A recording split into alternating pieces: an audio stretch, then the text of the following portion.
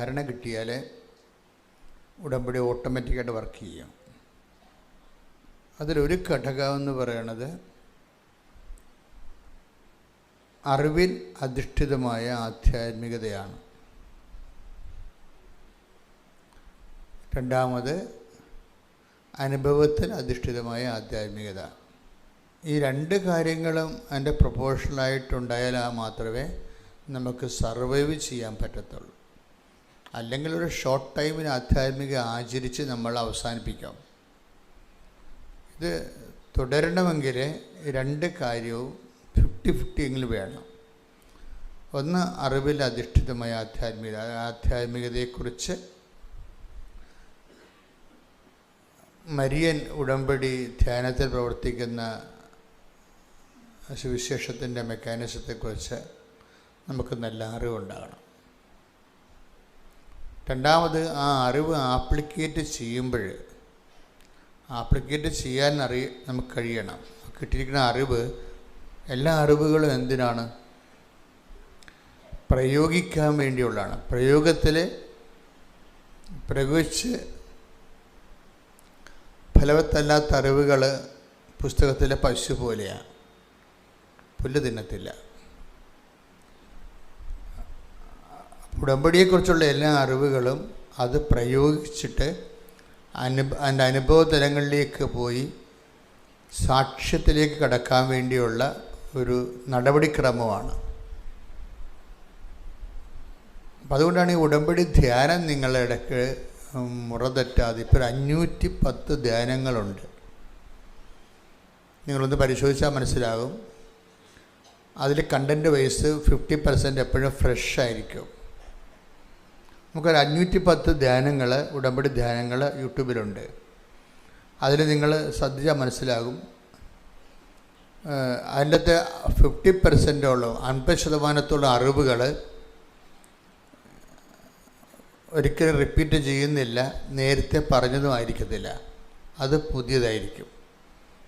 That means 510ഓളം fresh knowledge, പുതിയ ജ്ഞാനങ്ങൾ ഈ ധ്യാനത്തിലുണ്ട്. അതുകൊണ്ടാണ് നിങ്ങൾ ധ്യാനം കേൾക്കുമ്പോൾ സാധാരണ ധ്യാനം കേട്ടിട്ട് നമ്മുടെ ഭക്തി വർദ്ധിപ്പിക്കുകയോ വിശ്വാസം വർദ്ധിപ്പിക്കുകയോ ചെയ്യുന്നതിനേക്കാൾ ഉപരി ഇത് പ്രയോഗിച്ച് സാക്ഷ്യത്തിലേക്ക് പ്രവേശിക്കാൻ വേണ്ടിയുള്ള ടെക്നിക്കൽ നോളജാണ് പലപ്പോഴും ഉടമ്പടി ധ്യാനത്തിൽ ഞങ്ങൾക്ക് ലഭിക്കുന്നത്.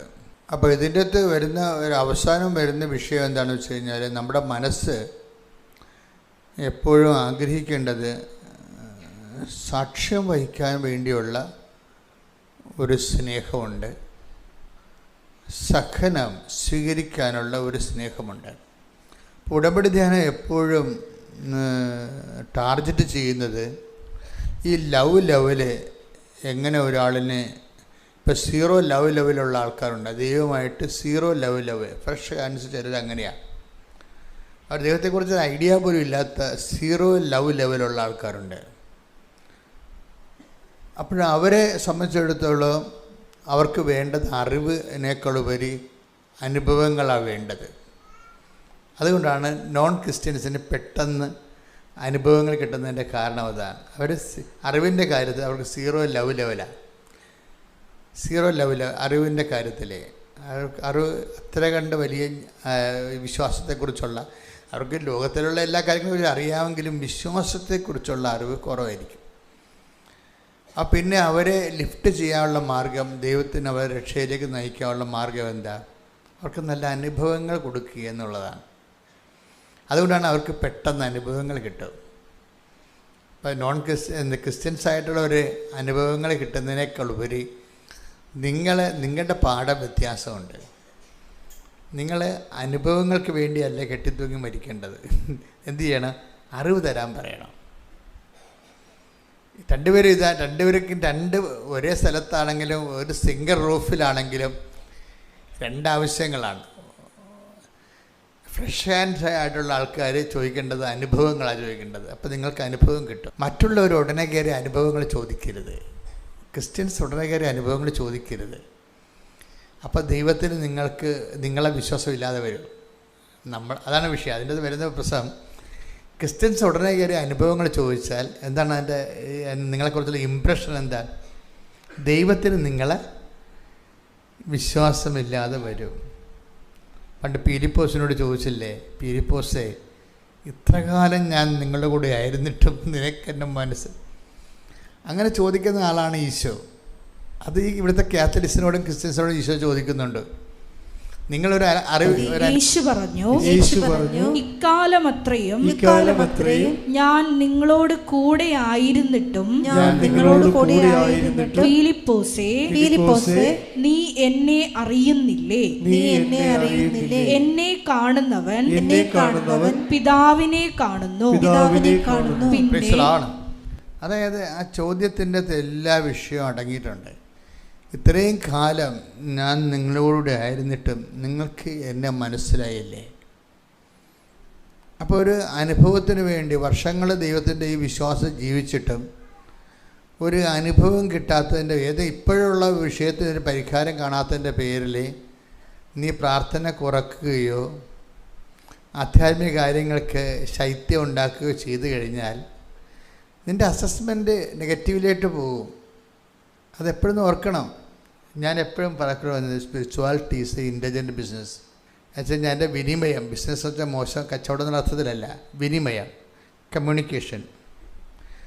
ആധ്യാത്മികത എന്ന് പറയുന്നത് ഒരു ബുദ്ധിപരമായ ഇൻവെസ്റ്റ്മെൻ്റാണ്. എന്താ കാരണം വെച്ച് കഴിഞ്ഞാൽ നമ്മൾ ദൈവത്തോടാണ് ഈ വിഷയത്തിൽ ഒരു അഭിമുഖത്തിന് സമയം കുറിക്കണത്. അപ്പോൾ ദൈവമായിട്ടുള്ള ഈ വിനിമയത്തിൽ വളരെ സൂക്ഷിച്ച് സംസാരിക്കണം. ഇവിടെ നയതന്ത്രത്തിനൊന്നും ബലമില്ല. കാര്യം നയതന്ത്രം എന്ത് പറഞ്ഞാലും ആ നയതന്ത്രം ഉദ്ദേശിക്കുന്നത് എന്താണെന്നുള്ളത് ദൈവത്തിന് പിടികിട്ടും. ചില ആൾക്കാർ മൗനമായിരിക്കും. അപ്പോഴും നിങ്ങളുടെ മനസ്സ് അവർക്കെതിരാണെന്ന് ദൈവത്തിന് അറിയാൻ പറ്റും. ഇപ്പോൾ ഡിപ്ലോമാറ്റിക് സൈലൻസ് കീപ്പ് ചെയ്യത്തില്ലേ? നമ്മൾ പറഞ്ഞത് വേണ്ട, അപ്പോൾ പിന്നെ ഞാൻ പറഞ്ഞതേ ഉണ്ടാകത്തുള്ളൂ എന്ന് പറഞ്ഞുകൊണ്ട് പറയാതിരിക്കും. അത് മനുഷ്യന്മാരോട് നമുക്ക് അങ്ങനെ ചെയ്യാം. ഡിപ്ലോമാറ്റിക് സൈലൻസ് മനുഷ്യനോട് കീപ്പ് ചെയ്യാൻ പറ്റും. നമ്മൾ പറഞ്ഞത് വേണ്ട, ഞാൻ പറഞ്ഞാൽ പിന്നെ ഞാൻ പറഞ്ഞതേ ഉണ്ടാകത്തുള്ളൂ അവസാനം എന്ന് പറയും. അങ്ങനെ ഒരു ഡിപ്ലോമാറ്റിക് സൈലൻസ് ഒന്നും ദൈവത്തിൻ്റെ സന്നിധിയിൽ പറ്റത്തില്ല. ഫേക്ക് ഉടനെ ഫേക്ക് എന്ന് അടിച്ചു വരും. The person is completely fake. ഇയാളുമായിട്ടൊരു കമ്മ്യൂണിക്കേഷന് ഇനി മേൽഗതിയില്ല എന്ന് പറയും. അത് ദൈവമായിട്ട് വളരെ സൂക്ഷിച്ച് സംസാരിക്കണം എല്ലാ വിഷയങ്ങളും. അല്ല ഒന്ന് വിചാരിച്ച് വേറെ ഒന്നും പറയാൻ പറ്റത്തില്ല. മനുഷ്യന്മാർക്ക് അങ്ങനെ ചെയ്യാൻ പറ്റും അല്ലേ? നമ്മളൊന്ന് വിചാരിച്ചിട്ട് വേറെ ഒന്നും പറയാൻ പറ്റും. അപ്പോൾ നമ്മുടെ മനസ്സിലിരിപ്പോൾ എന്താണെന്ന് അവർക്ക് മനസ്സിലാവത്തില്ല. പക്ഷേ ദൈവത്തിൻ്റെ അടുത്ത് അങ്ങനെ പറയാൻ പറ്റത്തില്ല. നമ്മൾ എന്താണ് ഉപയോഗിക്കുന്നത് അതാണ് പറയുന്നത്. ഒരു ചിന്ത നിൻ്റെ ഉള്ളിൽ വരുന്നുമ്പോൾ തന്നെ ഞാനത് അറിയുന്ന ഒന്നാണ്. അപ്പോൾ കാരണം ഈ ചിന്ത ദൈവം കണ്ടതിന് ശേഷമാണ് നമ്മൾ കാണുന്നത്. അതാണ് പ്രശ്നം. അത് വലിയ അപകടകരമായൊരവസ്ഥയാണ്. പ്രാർത്ഥിക്കുന്നവർ ഭയങ്കര ശ്രദ്ധിക്കേണ്ടതാണ്. Take the bed of God. ഒരു ചിന്ത നിൻ്റെ മുമ്പിൽ ശ്രുതികട ഹല്ലേലൂയ ഹല്ലേലൂയ ഹല്ലേലൂയ യേശുവേ നന്ദി ഹല്ലേലൂയ ഹല്ലേലൂയ ഹല്ലേലൂയ ഹല്ലേലൂയ യേശുവേ മഹത്വം ആരാധന ആരാധന ആരാധന. 139 സങ്കീർത്തനം 4 തിരുവചനം. ഒരു വാക്ക് എന്റെ നാവിലെത്തുന്നതിന് മുമ്പ് തന്നെ കർത്താവേ അത് അവിടുന്ന് അറിയുന്നു. ഇതാണ് ഈ പ്രാർത്ഥനയുടെ അവസ്ഥ എന്ന് പറയുന്നത്. ഇവിടെ ഒന്നും ഒളിച്ചു വെക്കാനൊന്നും പറ്റത്തില്ല. ഒന്ന് മനസ്സിൽ വിചാരിച്ചിട്ട് വേറെ ഒന്നും പറയാൻ പറ്റത്തില്ല. നിങ്ങൾ എന്താ മനസ്സിൽ വിചാരിച്ചതെന്ന് ആദ്യം ദൈവത്തെ നമ്മൾ അടിച്ചു വരും. ഈ സാധനം നിങ്ങൾ പറയണത് അടിച്ച് മനസ്സിൽ ഇരിക്കണത് തമ്മിൽ രണ്ടും രണ്ടാണെങ്കിൽ നിങ്ങളെ ഫേക്ക് എന്ന് പറയും, കാപട്യം എന്ന് പറയും. അതെപ്പോഴും നമ്മൾ വളരെ ശ്രദ്ധിക്കണം. കാര്യം പക്ഷേ ഒരു കാര്യമുണ്ട്, എല്ലാവരും പിടിക്കപ്പെടുന്ന കാര്യം കാപട്യം ഉള്ളവർക്ക് ഇങ്ങനെ പറ്റത്തുള്ളൂ. അതാണ് പ്രശ്നം. ബേസിക്കായിട്ട് കാപട്യമുള്ള ആൾക്കാരുണ്ടാവില്ല. എല്ലാ കാര്യവും മതിൽ ഗേറ്റ് തുറന്ന് കിടന്നാലും മതിൽ ചാടി വരുന്ന ആൾക്കാരില്ലേ, അവരങ്ങനെയാണ് പഠിച്ചിരിക്കണത്. ഇങ്ങനെ തുടരണമെങ്കിൽ ഇങ്ങനെയൊക്കെ വരത്തുള്ളൂ. ഒരു കാര്യം നേരെ ചൊവ്വേ പറയണത്. എൻ്റെ സ്വഭാവം നേരെ ചൊവ്വേ പറയും. ഇഷ്ടപ്പെട്ടാലും ഇഷ്ടപ്പെട്ടില്ലെങ്കിലും നേരെ ചൊവ്വേ പറയും. ചില ആൾക്കാർ പറഞ്ഞില്ലെന്ന് വരുത്തും, പറഞ്ഞെന്നും വരുത്തും, കറങ്ങി തിരിഞ്ഞ് ഒടിഞ്ഞ് മടങ്ങിയൊക്കെ വരുമ്പോൾ തന്നെ നമുക്ക് പണിപിടി കിട്ടും. അപ്പോൾ എപ്പോഴും ശ്രദ്ധിക്കേണ്ടത് ദൈവമായിട്ടുള്ള, അതായത് ഡീൽ ഓർ നോട്ട് ഡീൽ പോലെയാണ്. അതാണ് വിഷയം. നമുക്ക് രണ്ട് ഒരു അംബിഗസ് ഉത്തരങ്ങളില്ല. അതുകൊണ്ട് തന്നെ എല്ലാ ഡീലിങ്സും സത്യസന്ധമാകാൻ വേണ്ടി നോക്കണം. പ്രാർത്ഥിക്കുക. കർത്താവായ ദൈവമേ, കർത്താവായ ദൈവമേ, അങ്ങയോടുള്ള എല്ലാ വിനിമയങ്ങളും സത്യസന്ധമാകാനും ആ സത്യം എനിക്ക് കേടായി ഭവിച്ചാലും അങ്ങയുടെ സ്നേഹത്തെ വിശ്വസിച്ചുകൊണ്ട് സത്യത്തിൽ തന്നെ സാക്ഷിയായി ജീവിക്കുവാൻ എന്നെ സഹായിക്കണം. നേരത്തെ പറഞ്ഞത് ഇങ്ങനെയാണ്, Christians and non Christians. Non ക്രിസ്ത്യൻസിന് ശരിക്കും പെട്ടെന്ന് അനുഭവജ്ഞാനങ്ങൾ കിട്ടാനുള്ള സാധ്യത കൂടുതലാണ്. ക്രിസ്ത്യൻസിനെ സംബന്ധിച്ചിടത്തോളം ഈ അനുഭവജ്ഞാനങ്ങൾ നേരത്തെ പലതും കിട്ടിയിരിക്കുന്ന കാരണം നിങ്ങളോട് അറിവ് വർദ്ധിക്കാൻ ദൈവം പറയും. അതുകൊണ്ട് നിങ്ങൾ ധ്യാനം മര്യാദയ്ക്ക് കൂടി ഈ വിഷയത്തിൽ നല്ല ബോധ്യങ്ങൾ കിട്ടണം. കാര്യം നമ്മളെ സംബന്ധിച്ചുള്ളതും ദൈവം നോക്കണ കാര്യവും നമ്മൾ നോക്കുന്ന കാര്യവും രണ്ട് എൻഡാണ് ആ പ്രശ്നം. ദൈവം നോക്കുന്ന ഇടങ്ങളും നമ്മൾ നോക്കുന്ന ഇടങ്ങളും രണ്ടായി പോകരുത്. അതെന്നാണ് ഒന്നായി വരുന്നത് അന്ന് ഉടമ്പടി ഫയറാകും. ദൈവം പ്രാധാന്യം കൊടുക്കുന്ന ഇടങ്ങളും നമ്മൾ പ്രാധാന്യം കൊടുക്കുന്ന ഇടങ്ങളും രണ്ടായി പോകരുത്. കാര്യം ഒരു വിഷയത്തിന് രണ്ട് ലക്ഷ്യങ്ങൾ പറ്റത്തില്ല. അപ്പോൾ നമ്മളെന്ത് ചെയ്യും? ദൈവത്തെ ലക്ഷ്യം ഒരിക്കലും മാറ്റത്തില്ല. പിന്നെ നമ്മളെന്ത് ചെയ്യണം? നമ്മുടെ ലക്ഷ്യങ്ങൾ മാറ്റേണ്ടി വരും. അതായത് എപ്പോഴും ഉടമ്പടി ഫയറാകുന്നതിനുള്ള ഒരു മാർഗം എന്ന് പറയുന്നത്, ഒരു വിഷയത്തിൽ ദൈവത്തിൻ്റെ ലക്ഷ്യവും നമ്മുടെ ലക്ഷ്യവും രണ്ടും രണ്ടാകരുത്. ദൈവത്തിൻ്റെ ലക്ഷ്യവും നമ്മുടെ ലക്ഷ്യവും നമ്മൾ ഈ പ്രക്രിയയിലൂടെ പതുക്കെ ഒന്നായി കൊണ്ടുവരാനുള്ള ഈ മൽപ്പിടുത്തവും ബലംപിടുത്തമൊക്കെ നടത്തേണ്ടത് ദൈവമല്ല. എന്താ കാര്യം? ദൈവത്തിൻ്റെ ലക്ഷ്യം ഒരിക്കലും മാറ്റത്തില്ല ദൈവം. കാര്യം മാറ്റത്തിന് വിധേയമല്ലാത്തത് കൊണ്ട് മാറ്റത്തില്ല. പിന്നെ അപൂർവമല്ലേ മോസസിനെ പോലെയുള്ള ആൾക്കാർ നീ ഈ പറഞ്ഞ കാര്യവും തൽക്കാലത്തേക്ക് ഞാൻ മാറ്റി വെച്ചിരിക്കണമെന്ന് ദൈവം പറയും. അത് അത്രയും ഇൻവെസ്റ്റ്മെൻ്റ് മോസസിനുള്ളതാണ്. ജനങ്ങളെല്ലാം ഈ മനുഷ്യനെ ചവിട്ടി കീറി ദൈവത്തിന് വേണ്ടി ആ മനുഷ്യൻ ഒരു പിണമായി മാറിയതൊക്കെ ദൈവം കണ്ണു നിറഞ്ഞ് കണ്ട കാഴ്ചകളാണ്. അതുകൊണ്ടാണ് മോസസിന് ഭയങ്കര ഇൻവെസ്റ്റ്മെൻറ്റാണ്. നമുക്ക് ഇൻവെസ്റ്റ്മെൻ്റ് ഉണ്ടെങ്കിൽ ചിലപ്പോൾ നമ്മളൊരു കാര്യം പറഞ്ഞാൽ ദൈവം അപ്പം തന്നെ അത് ചേഞ്ച് ചെയ്ത് തരും നമുക്ക്. പക്ഷെ അവിടുത്തെ പ്രോബ്ലം ഇൻവെസ്റ്റ്മെൻറ്റാണ്. കാരണം ദൈവഹിതം ഏറ്റെടുത്ത് നാട്ടുകാരുടെ ചവിട്ടുപിടിയും മേടിച്ച് വീട്ടുകാരിലെ ഒറ്റപ്പെടുത്തലെ കിട്ടി ഇൻവെസ്റ്റ്മെൻറ്റ് വർദ്ധിപ്പിക്കണം. അതും ഒരു നിക്ഷേപ സാധ്യതയാണ്. ഞാൻ പറഞ്ഞ മനസ്സിലായില്ലേ? ദൈവതിരുസന്നിധിയിൽ നിക്ഷേപമെന്ന് ഈശോ പറയും. ആ വാക്ക് ഈശോ ഉപയോഗിക്കണം 12:21 തോന്നുന്നത്. നിക്ഷേപം എന്നുള്ള വാക്കാണ് ഉപയോഗിക്കുന്നത്. അതിന് സ്വർഗത്തിൽ നിങ്ങൾക്ക് നിക്ഷേപം ഉണ്ടാകാൻ ശ്രദ്ധിക്കാൻ. നിങ്ങൾക്കായി നിക്ഷേപങ്ങൾ കരുതി വയ്ക്കുക. ഇതിന്റെ വിഷയം എന്ന് പറയുന്നത് എന്താ പറഞ്ഞിരിക്കുന്നത്? സ്വർഗത്തിൽ നിങ്ങൾക്കായി നിക്ഷേപങ്ങൾ കരുതി വെക്കുക. അപ്പോൾ നിങ്ങൾ ഓർക്കുന്ന സ്വർഗം എന്ന് പറഞ്ഞാൽ ഏതാണ്ട് തട്ടുംപുറത്തുള്ള മുകളിലുള്ള പരിപാടിയാണ്. അവിടെ എങ്ങനെ കൊണ്ടുപോയി എന്തോ നിക്ഷേപിക്കണേ, ഇങ്ങനെയുള്ള ചിന്ത ഒന്നും വേണ്ട.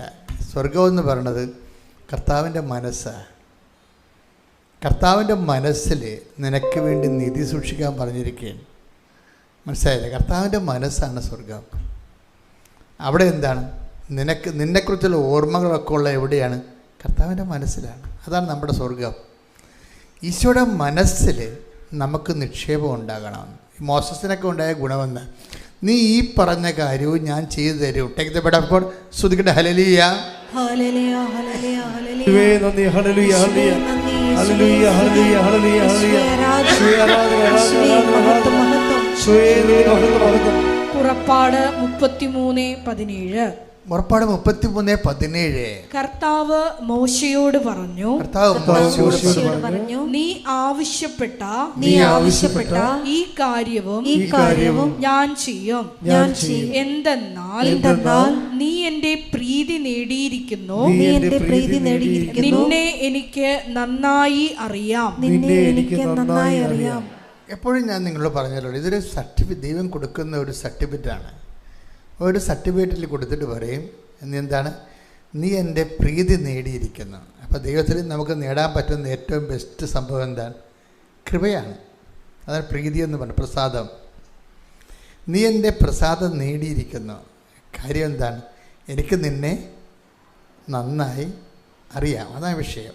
നന്നായി അറിയാമെന്ന് പറഞ്ഞത് ഈ മോസസും അഹ്റോനും തമ്മിലുള്ള, മോസസിൻ്റെ വൈഫില്ലേ, വൈഫും മോസസുമായിട്ട് തമ്മിൽ ഈ മോസസിൻ്റെ അടുത്ത് ഒത്തിരി ആൾക്കാർ വരികയും അങ്ങേരുടെ സമയം മുഴുവനും ഇങ്ങനെ ജനങ്ങൾക്ക് വേണ്ടി ചെലവഴിക്കുകയും കുടുംബത്തിൽ ഭയങ്കര പ്രശ്നങ്ങളുണ്ടായി. അപ്പോൾ നീതിനകത്ത് വലിയ കേമത്തൊന്നും കാണിക്കേണ്ട കാര്യമില്ല, ഇങ്ങനെ മനുഷ്യരെ കൈകാര്യം ചെയ്യാനൊക്കെ എനിക്കും അറിയാമെന്നൊക്കെ പറഞ്ഞ് ഈ മോസസിൻ്റെ വൈഫ് ഭയങ്കര ശണ്ട ഉണ്ടാക്കി. അപ്പം അതിൻ്റെ അകത്ത് ജത്രോയുടെയും ഒക്കെ സപ്പോർട്ടുണ്ട്, ബാക്ക് സപ്പോർട്ടുണ്ട് ഈ അമ്മായിയപ്പൻ്റെയൊക്കെ. അപ്പം ഇങ്ങനെ ചില സമയത്ത് കുടുംബത്തിൽ തന്നെ മോസസ് ഇങ്ങനെ ഒറ്റപ്പെട്ടു പോകും.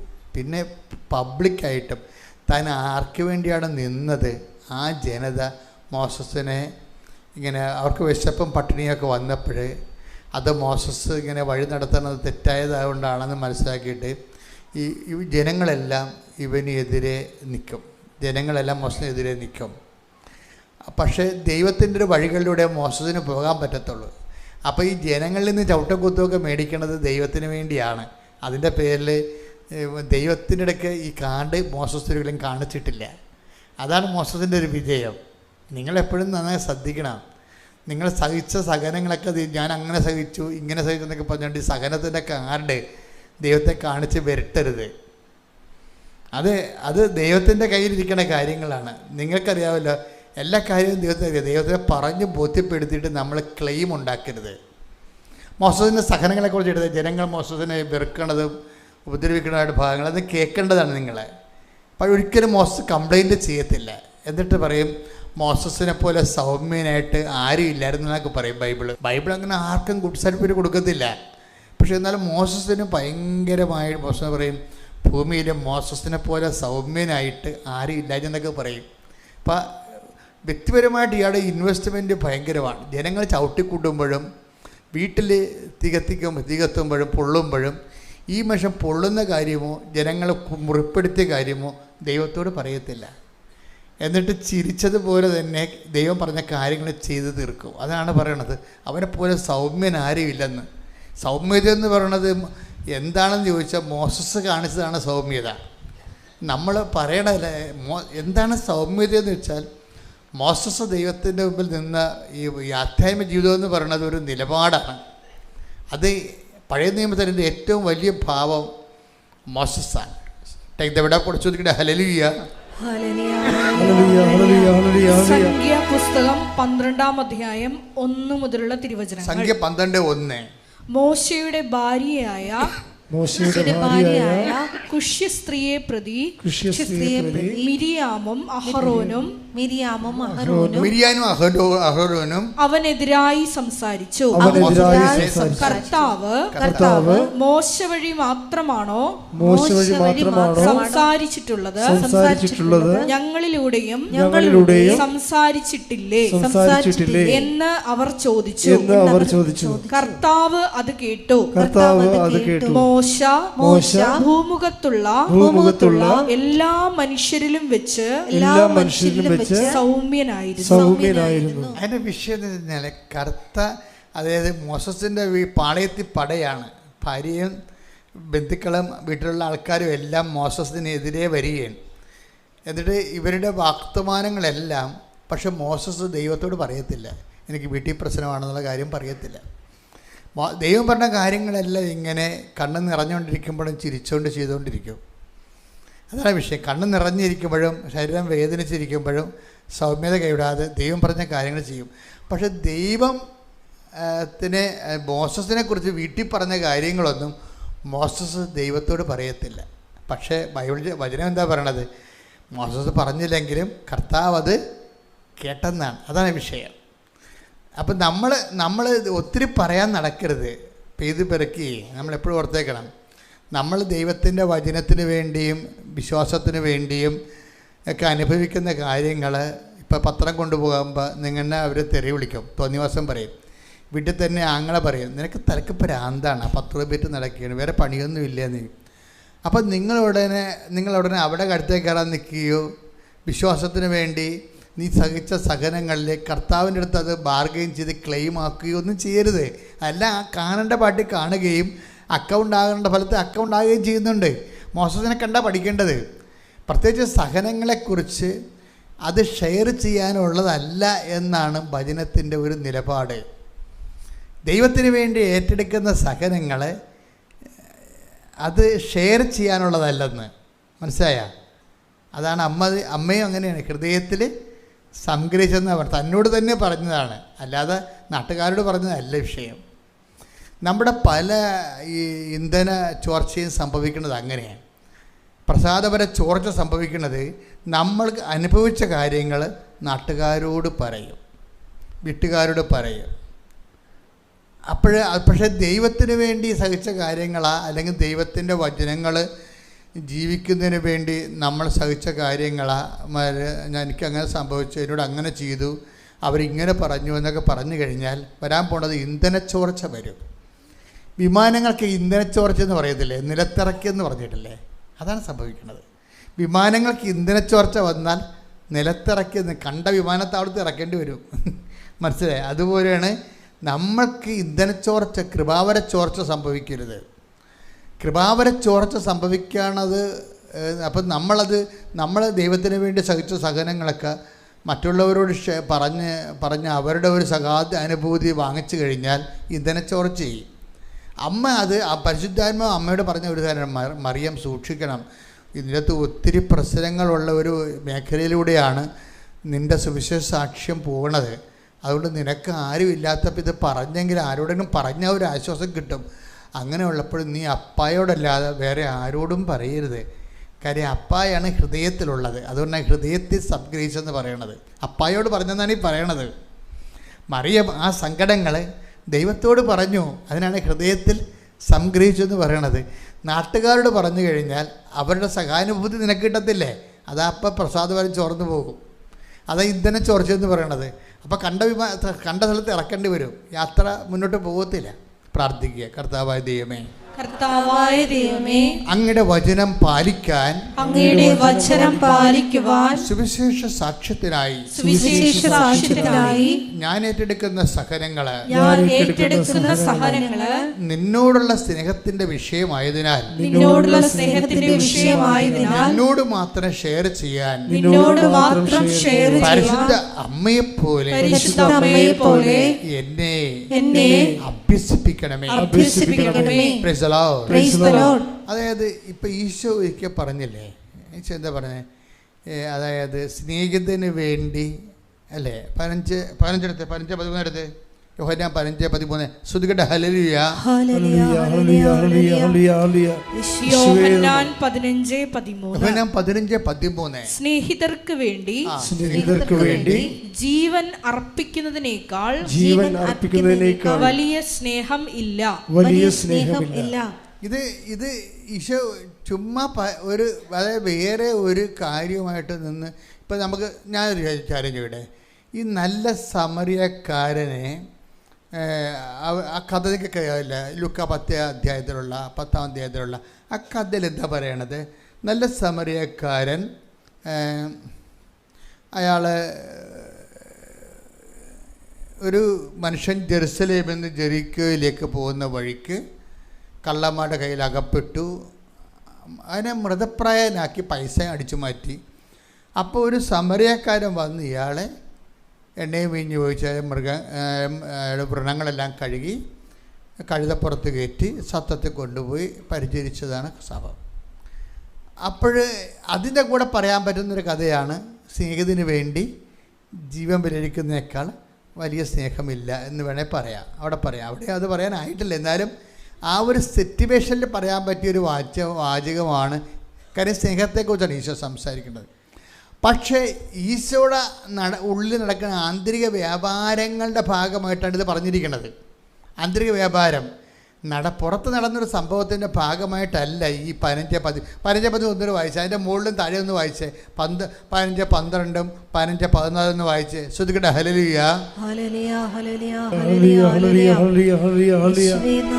യോഹന്നാൻ 15-12 മുതലുള്ള തിരുവചനങ്ങൾ. ഇതാണ് എൻ്റെ കൽപ്പന, ഞാൻ നിങ്ങളെ സ്നേഹിച്ചതുപോലെ നിങ്ങളും പരസ്പരം സ്നേഹിക്കണം.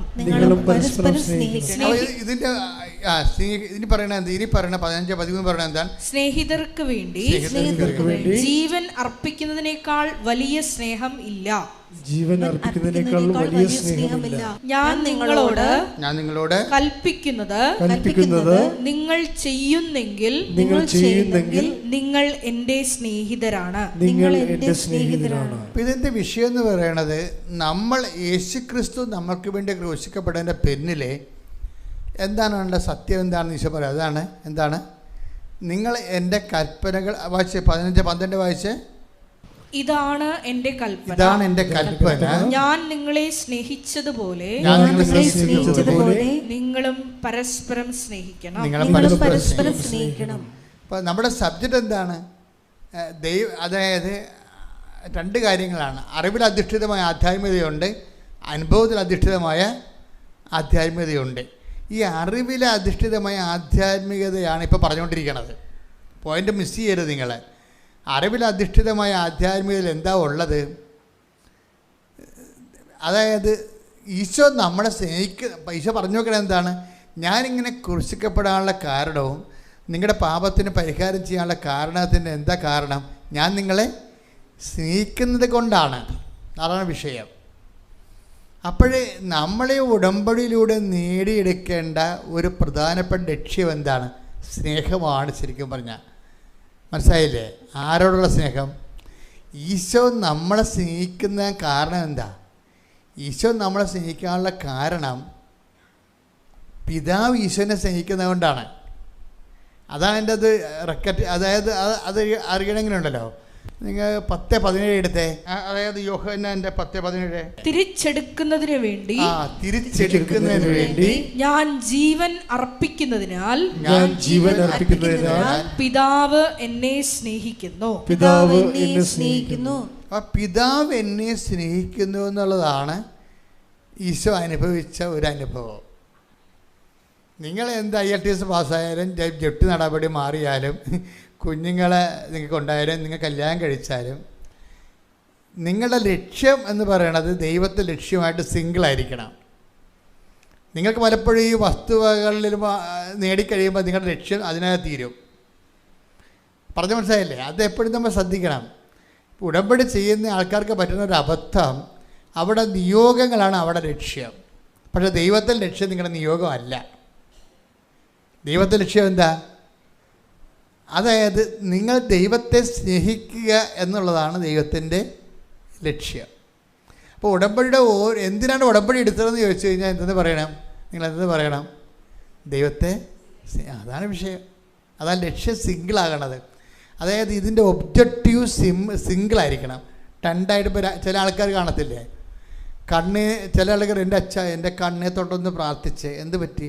എനിക്ക് ഡബിൾ വിഷനാണെന്ന്. ഒരാളെ 2ആയിട്ട് കാണുമെന്ന്, ഒരാളെ 2ആയിട്ട് കാണും. അതാണ് ഡബിൾ വിഷൻ. അപ്പോൾ അതുപോലെ നമ്മൾ ഈ 2ആയിട്ട് കാണരുത്. നിങ്ങളെ ലക്ഷ്യം, നിങ്ങളുടെ നിയോഗത്തിൽ എഴുതിയിരിക്കുന്ന കാര്യങ്ങൾ ഒന്ന്, അതിനാണ് ഈ അമിത പ്രാധാന്യം കൊടുക്കുന്നത്. പക്ഷേ ദൈവം അതിന് അമിത പ്രാധാന്യം കൊടുക്കുന്ന കാഴ്ചപ്പാടല്ല. പിന്നെന്താണ് ഈ 10-17 സംഭവിക്കുന്നത്? കാര്യം ഒന്ന് വായിച്ചേ. 10-17. തിരിച്ചെടുക്കുന്നതിന് വേണ്ടി ഞാൻ ജീവൻ അർപ്പിക്കുന്നതിനാൽ പിതാവ് എന്നെ സ്നേഹിക്കുന്നു. അപ്പൊ പിതാവ് നമ്മളെ സ്നേഹിക്കുന്ന ഒരു വീക്ഷണ കോണുണ്ട്. പിതാവ് നമ്മളെ സ്നേഹിക്കണം. അതെന്താണ്? അതായത് തിരിച്ചെടുക്കുന്നതിന് വേണ്ടി ഞാൻ എൻ്റെ ജീവിതം സമർപ്പിക്കുന്ന കൊണ്ടാണ് പിതാവ് എന്നെ സ്നേഹിക്കുന്നത്. അപ്പം നമ്മൾ ദൈവത്തെ പ്രതി സ്നേഹിക്കുന്നൊരു വ്യക്തിയായാൽ എന്തു ചെയ്യാൻ പറ്റും? നമ്മൾ ദൈവത്തെ പ്രതി മനുഷ്യരെയും ദൈവത്തിന് മനുഷ്യരുടെ മുമ്പിൽ ഒരു വിശ്വാസം ഉണ്ടാകാൻ വേണ്ടി ദൈവത്തോടെ സ്നേഹത്തെ പ്രതി നമ്മൾ സാക്ഷ്യം വഹിച്ച് ജീവിക്കുന്നൊരു വ്യക്തിയായി കഴിഞ്ഞാൽ ഓട്ടോമാറ്റിക്കലായിട്ട് പിതാവ് നമ്മളെ സ്നേഹിക്കും. അപ്പോൾ നമ്മളെപ്പോഴും നമ്മുടെ നിയോഗങ്ങൾ ഓക്കെയാണ്. പക്ഷേ നിയോഗങ്ങളെ നിങ്ങൾ ഉടമ്പടി വെക്കുമ്പോഴും ഈ നിയോഗങ്ങൾ ശരിക്കും, അതായത് പുള്ളിങ് ഇല്ല ശരിക്കും പറഞ്ഞാൽ. അതായത് വണ്ടി വലിക്കണില്ല എന്ന് പറയത്തില്ലേ? ചിലപ്പോൾ ചില വണ്ടിയൊക്കെ ആയിരിക്കുമ്പോൾ പറയല്ലേ, ഞാൻ വണ്ടി മാറി കയറുമ്പോൾ ഞാൻ പറയും ഈ വണ്ടി വലിക്കണില്ലല്ലോ എന്ന് പറയും. അതിന് പുള്ളിങ് ഇല്ലെന്ന് പറയും. എൻജിൻ ഈ സാധനം വലിക്കണില്ല, ഭയങ്കര നമ്മൾ ഏതാണ്ട് ഇങ്ങനെ ലാഗ് ചെയ്യണ പോലെ തോന്നും. ഉടമ്പടി ലാഗിങ് വരുന്നുണ്ട് ചില ആൾക്കാർക്കെങ്കിലും. ഉടമ്പടി വല്ലാതെ രീതിയിൽ താമസിക്കുന്നുണ്ട്. അതിൻ്റെ കാരണം നിയോഗങ്ങൾക്ക് അമിത പ്രാധാന്യം കൊടുത്തിട്ട് അങ്ങനെ സംഭവിക്കുന്നത്. ഇപ്പം എന്താ സംഭവിക്കുന്നത് വെച്ച് കഴിഞ്ഞാൽ ആ 10-17 ഇതിൻ്റെ ഒരു ഫോർമുല കിടക്കുന്നത്. എന്താണ്? പിതാവ് തിരിച്ചെടുക്കുന്നതിന് വേണ്ടി ഞാൻ എൻ്റെ ജീവൻ സമർപ്പിക്കുന്നത് കൊണ്ട് പിതാവ് എന്നെ സ്നേഹിക്കുന്നു എന്ന് പറഞ്ഞ് തിരിച്ചെടുക്കുന്നതിന് വേണ്ടി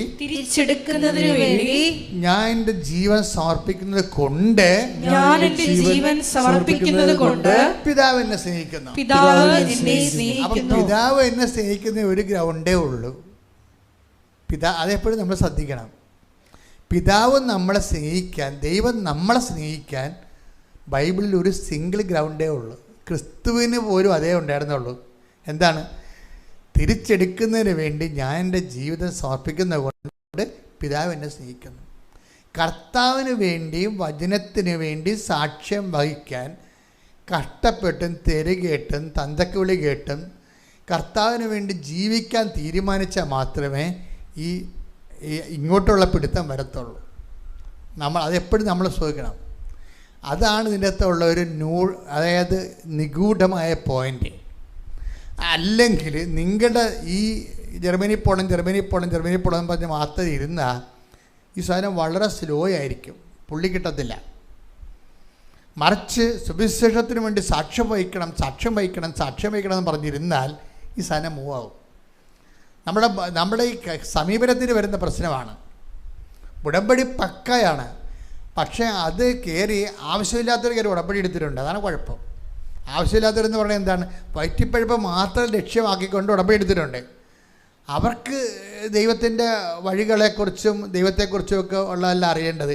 അവർക്ക് എങ്ങനെയെങ്കിലും കാര്യം സാധിച്ചാൽ മതി എന്നുള്ള ചിന്ത വന്നാൽ ഉടമ്പടി സ്ലോ ചെയ്യാൻ സാധ്യതയുണ്ട്.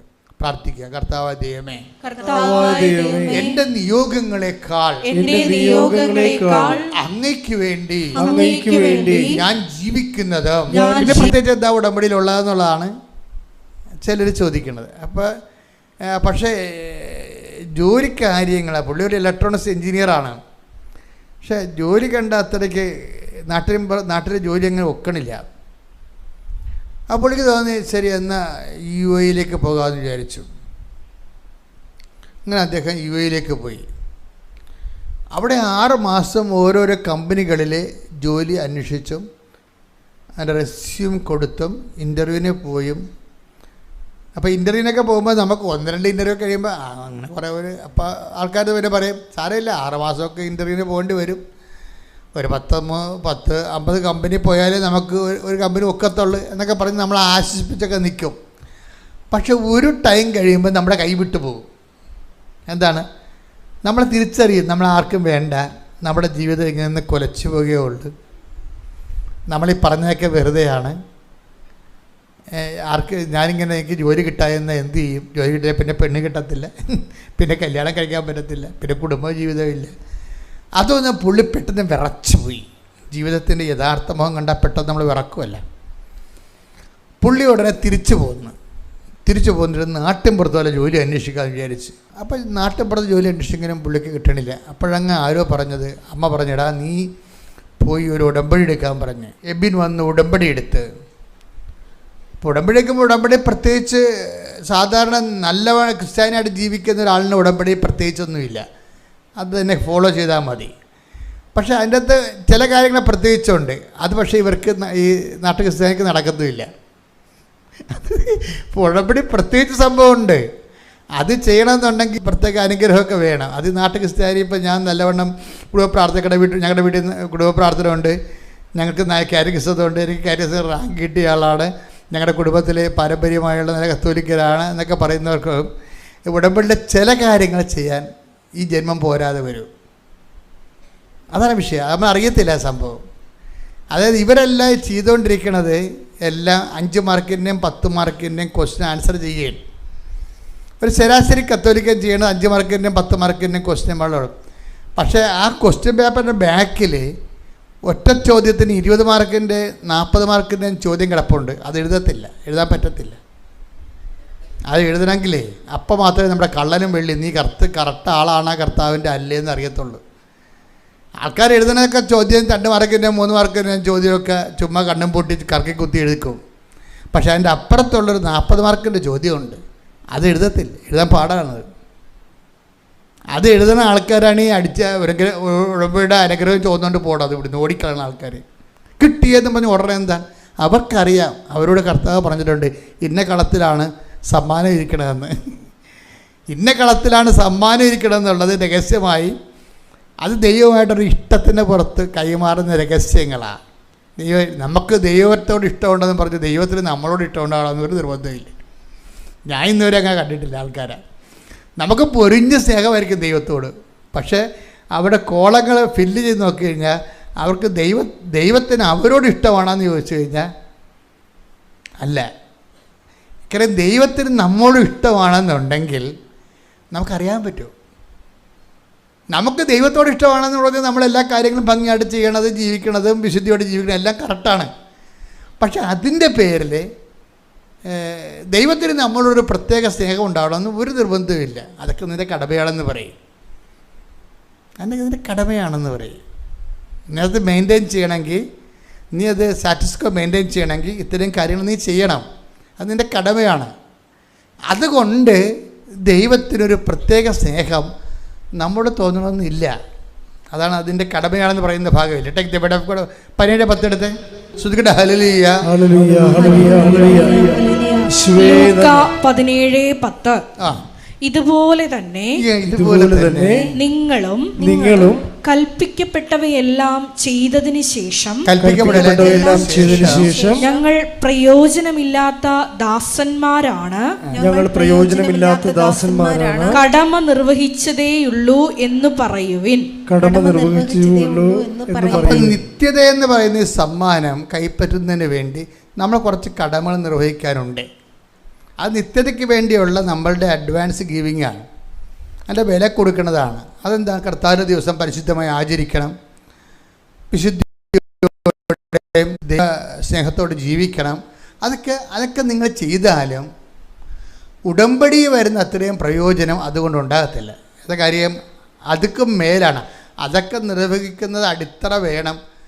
അത് ഉപേക്ഷിക്കാതെ തന്നെ നീ മറ്റവ ചെയ്യേണ്ടതായിരുന്നു ഈശോ പറയണില്ലേ? അത് ഈശോയുടെ നിലപാട്.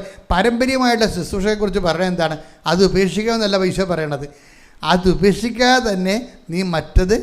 അപ്പം മറ്റൊരു സംഭവം, അതായത് ചെയ്തുകൊണ്ടിരിക്കുന്ന കാര്യങ്ങൾ ഉപേക്ഷിക്കാതെ. Take the word of God. ലൂക്കാ 11:42.